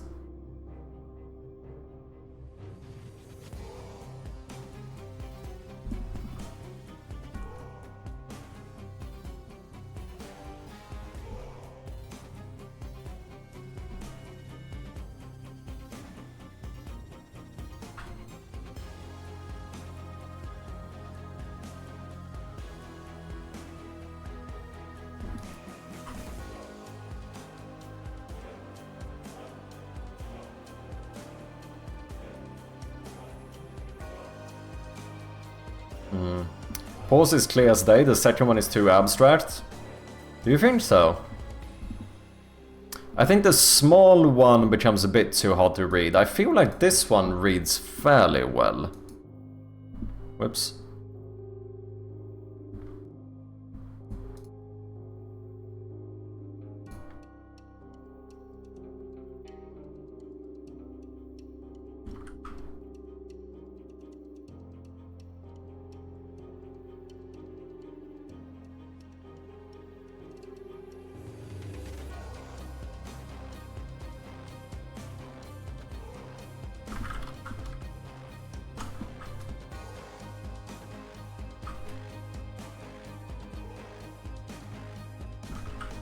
This kinda reads even better, doesn't it?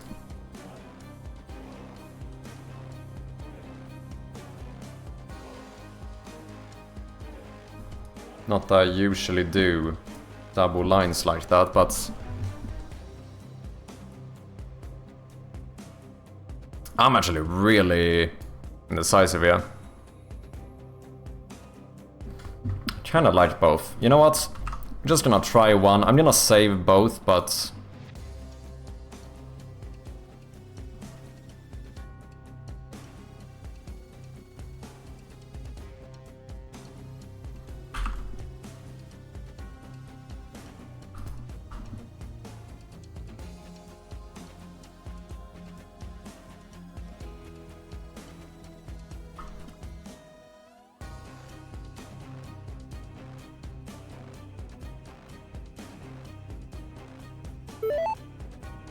Ads should be over. Welcome back, guys.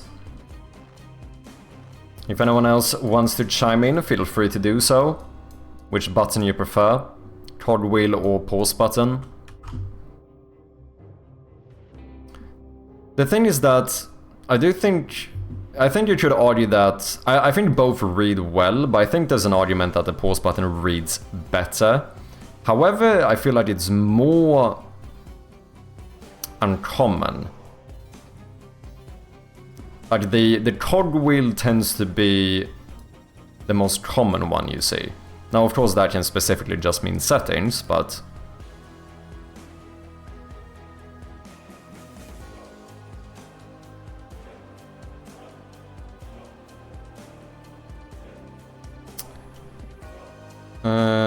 okay, so in that case we would need a invisible image.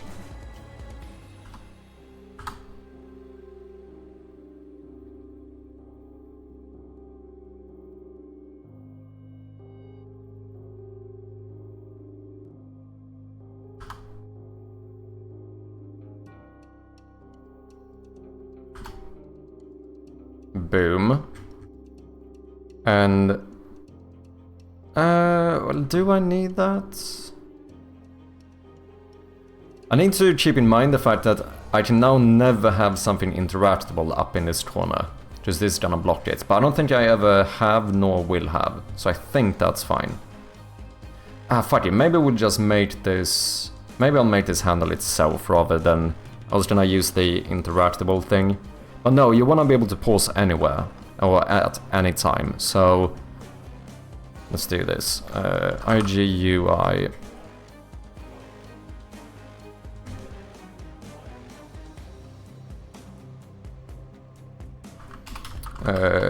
Cogwheel. Pause.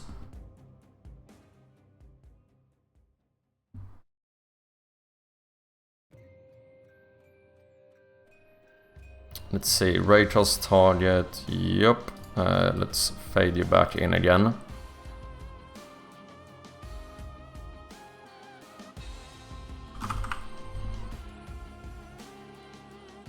Alright, wait, we need a little bit of padding here, don't we? Oh shit, but... I don't want to move you. You need to be against the edge, because otherwise going too far is gonna fade it out, and that's gonna feel weird. So I think what we might do is to add padding on the actual sprite.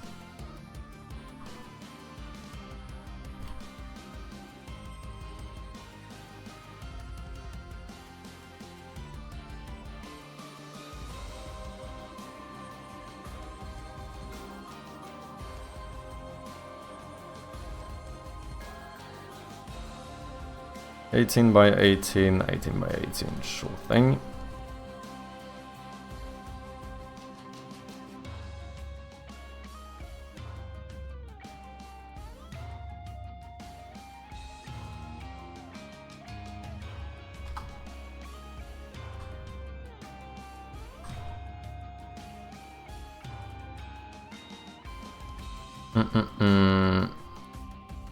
And I think this can handle itself fully, so I'm just gonna make a pause button.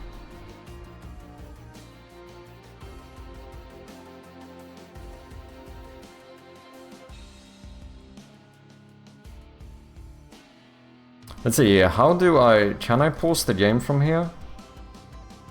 Yeah, I should be able to.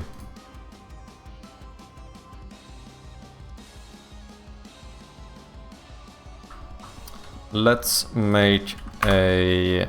Let's see, we want to have a private image called image, which means we want to have a wait where we say that image is equal to get component.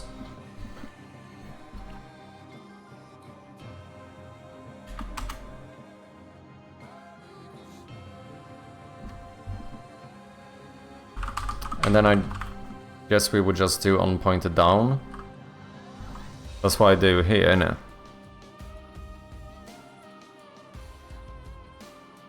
On pointed click.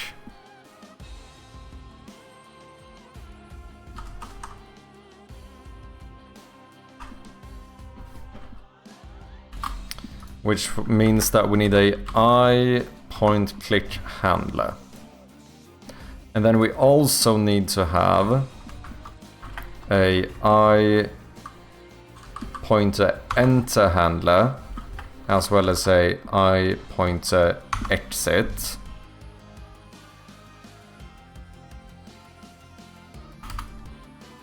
Virtual. I don't think I need that.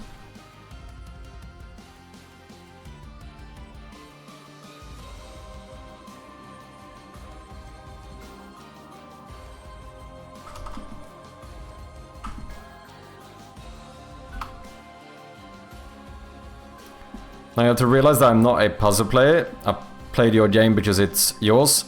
I do plan to try it again. Yeah, of course, man. No, and I do know that it's always gonna be that thing where, like, not everyone might be the conventional player. It's actually something I think is important for game devs to keep in mind.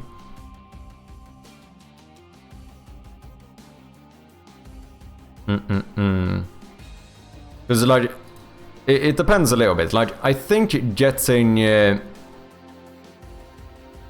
feedback from people who are not part of the target audience in general can still be good, because you do want to make sure that... I think it's good to make sure that the game is somewhat accessible or works for people who are not used to the genre, because you never know. It might be someone's first game going into that specific genre, right? But at the same time, you wouldn't want to make drastic changes that might affect the actual target audience either, right?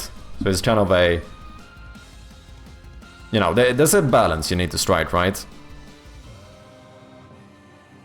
It's the same thing for my game. A lot of people don't play Metroidvanias. Yeah, I am actually one of those. I'm not sure if I have played a single Metroidvania. I don't really know why. I think I would enjoy them. I think I would enjoy the level design of a Metroidvania, which I think is one of the key things for the genre, right? I have been wanting to play a Hollow Knight for quite some time.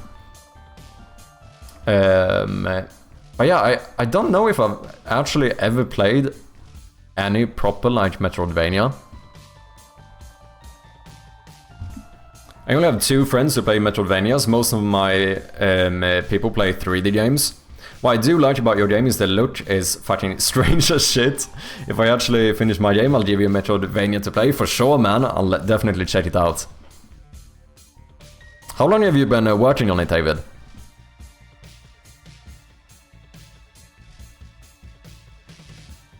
Just out of curiosity. Okay, on point to click, I would like to tell the... do I need to do that? What does my input manager do? How do I pause the game here?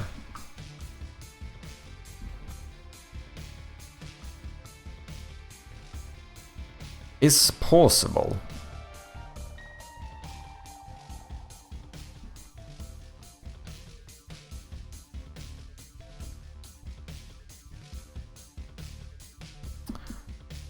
Oh. Oh shit, we have quite a lot of logic here, don't we? But I don't know if I need to care about all of this.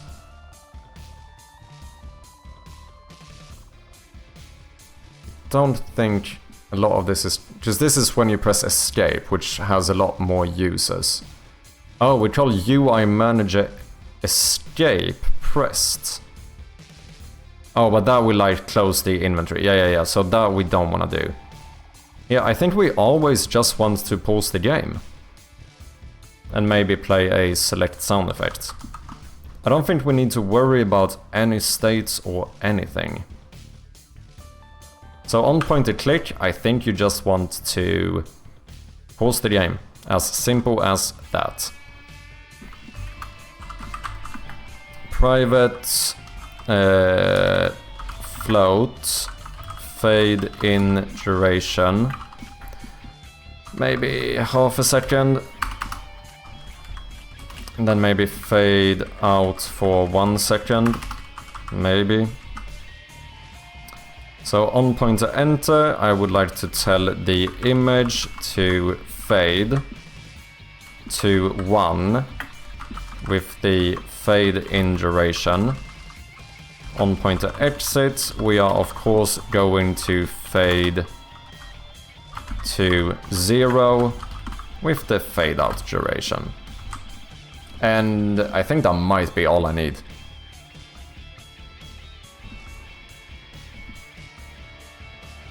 Metroidvanias can be 3D, but usually 2D, yeah. Probably over 4 years. Technically Batman Arkham Asylum is a Metroidvania, oh really? Yeah, that's totally 3D. Bloody good one as well. Yeah, I think that's the only Batman game I've played, but it's been a long fucking time, but I do remember liking it.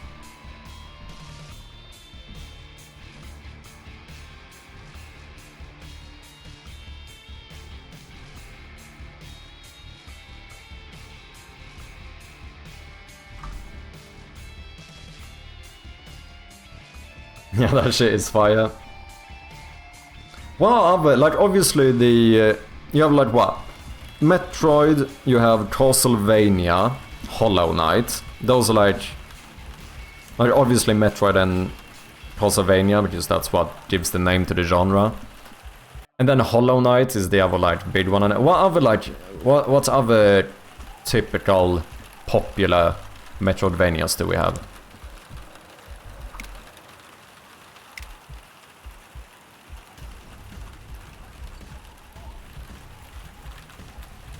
Yeah, look at that.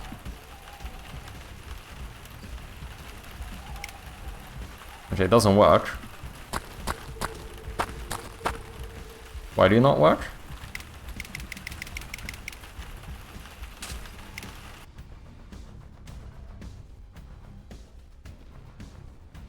Oh. Pause the game false. It's probably not what I want to do. Okay, I don't think I mind this. It might not be super intuitive at first. Like, it's very possible that someone plays through the entire game without seeing this. But at least there is a way of pausing the game mouse only.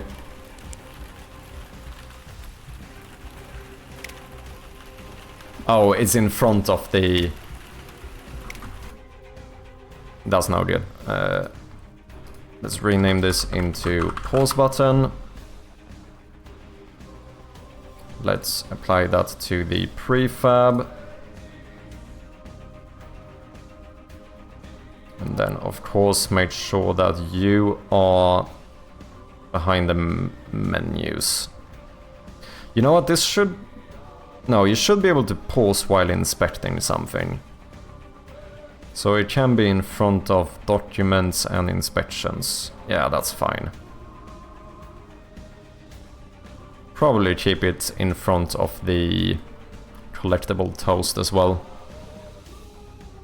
My favorite is not popular, it's called After Image. Yeah, I don't think I've heard of that one. None that you would know. Shut up, Keita. Love Bloodstain. Oh, Ori, Animal Well, yeah, those I know of. I don't know if I know Bloodstain. Wait, Ori and the Blind Forest. Animal Well, I've heard a lot of good things about. I think I might have even watched a little bit of like a documentary style YouTube video about Animal Well. I think didn't that guy Glenn make a video about Animal Well?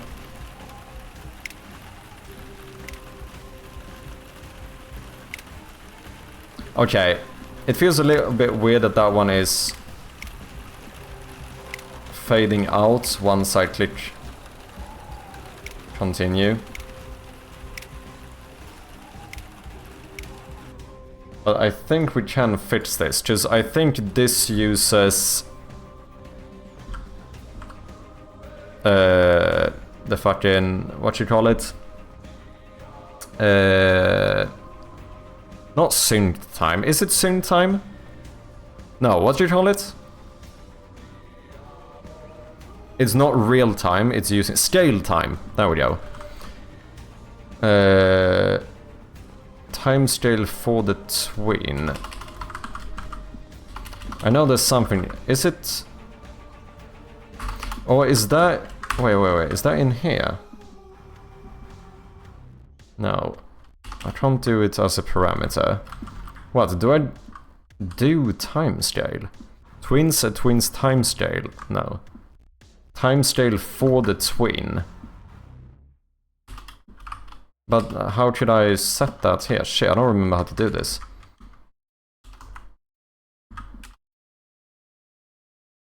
How do I make this twin?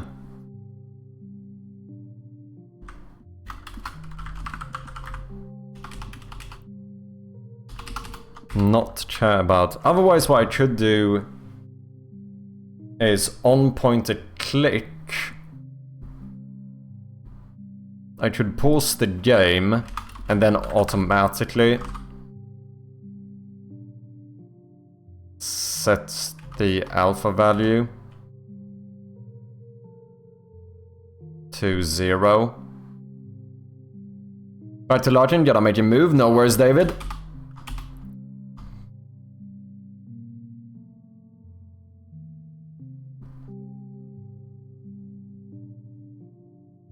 No, but it would be better to just make this not use scale time.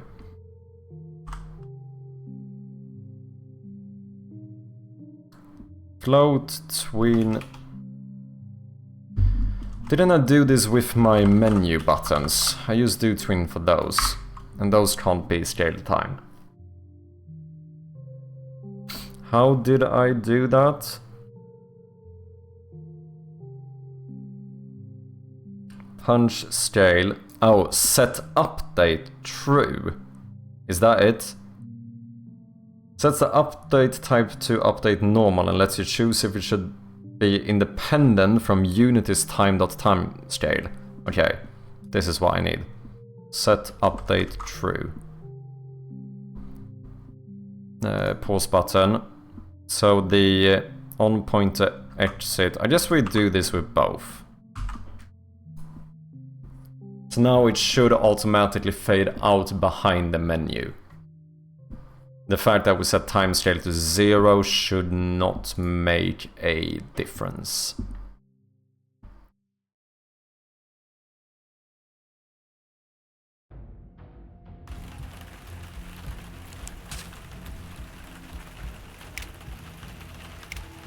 Yeah.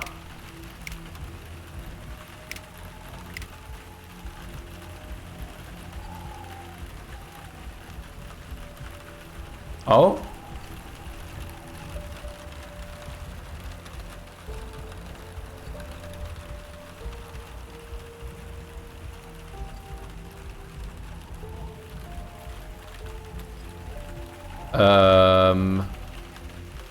Excuse me?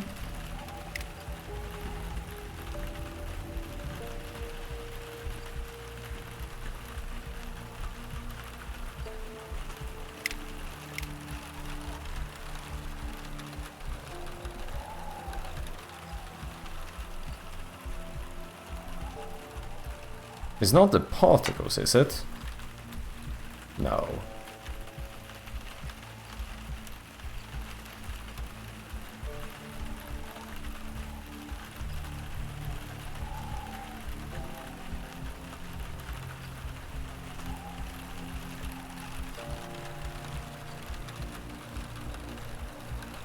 Why is causing this one to randomly blip out of existence? I mean, it has to be... It must trigger on point exit when that happens. Right? That's the only place where I... But it doesn't even fade out though. Right? It gets automatically... Like, it looks instant.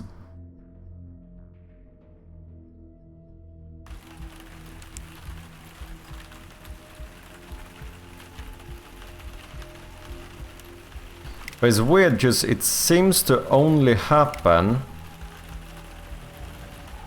after I've clicked it once.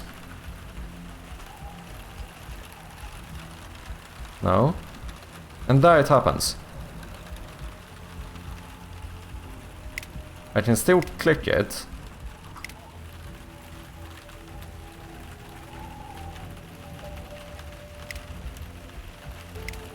What the fuck?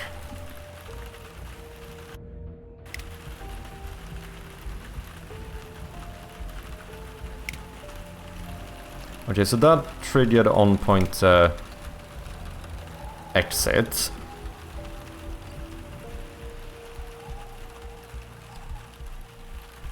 Exit.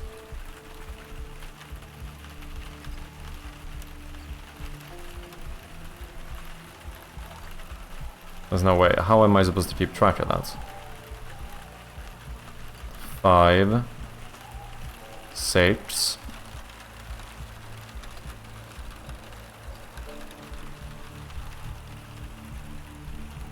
Seven.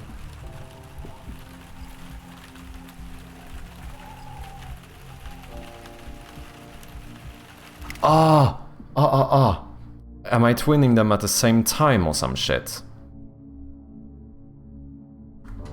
Yeah, maybe I need to make sure to always kill it beforehand. That could be it. I think it's when I exit and then enter too quickly, it continues to try and fade it out while it tries to fade it in, maybe. I feel like that could be it. So if I made sure to always kill any existing twins, then maybe it's fine.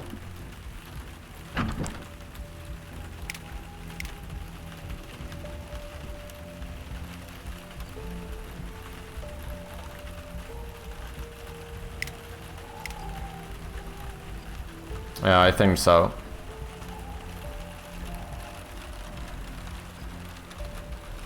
I think that was the issue.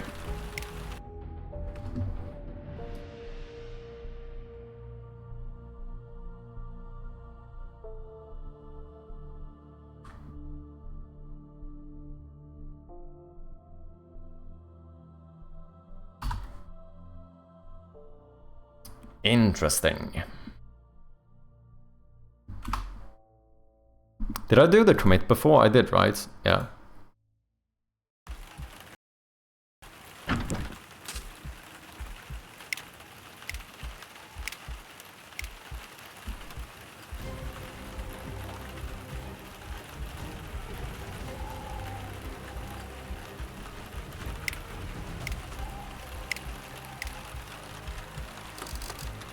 Okay. I think that's pretty nice. Now I can pause while I play the game in my couch away from the keyboard.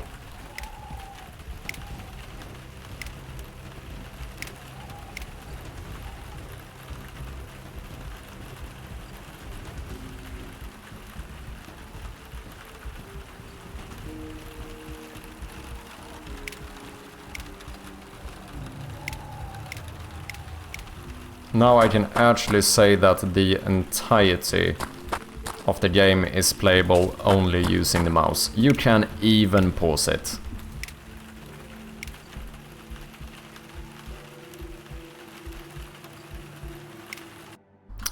Let's go Mario.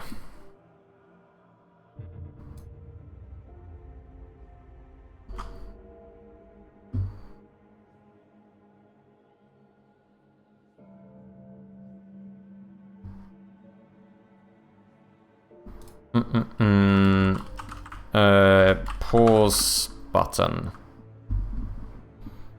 Sure. Let's push that one as well. And then, unfortunately, ladies and gentlemen, it is time for me to get out of here. But please stick around and let's see if we can find someone to throw a little raid at today. As always, good to have you guys. Shout out to Kane with the Prime subscription, as well as Jin with the 25 bits. Very much appreciated. If anyone hasn't, of course, number one thing, make sure to go and check out the demo, wishlist the game, play the demo, make sure to leave a review, all of that good stuff. Very much appreciated. Otherwise, if you want to connect more with the community, then go ahead and join the Discord.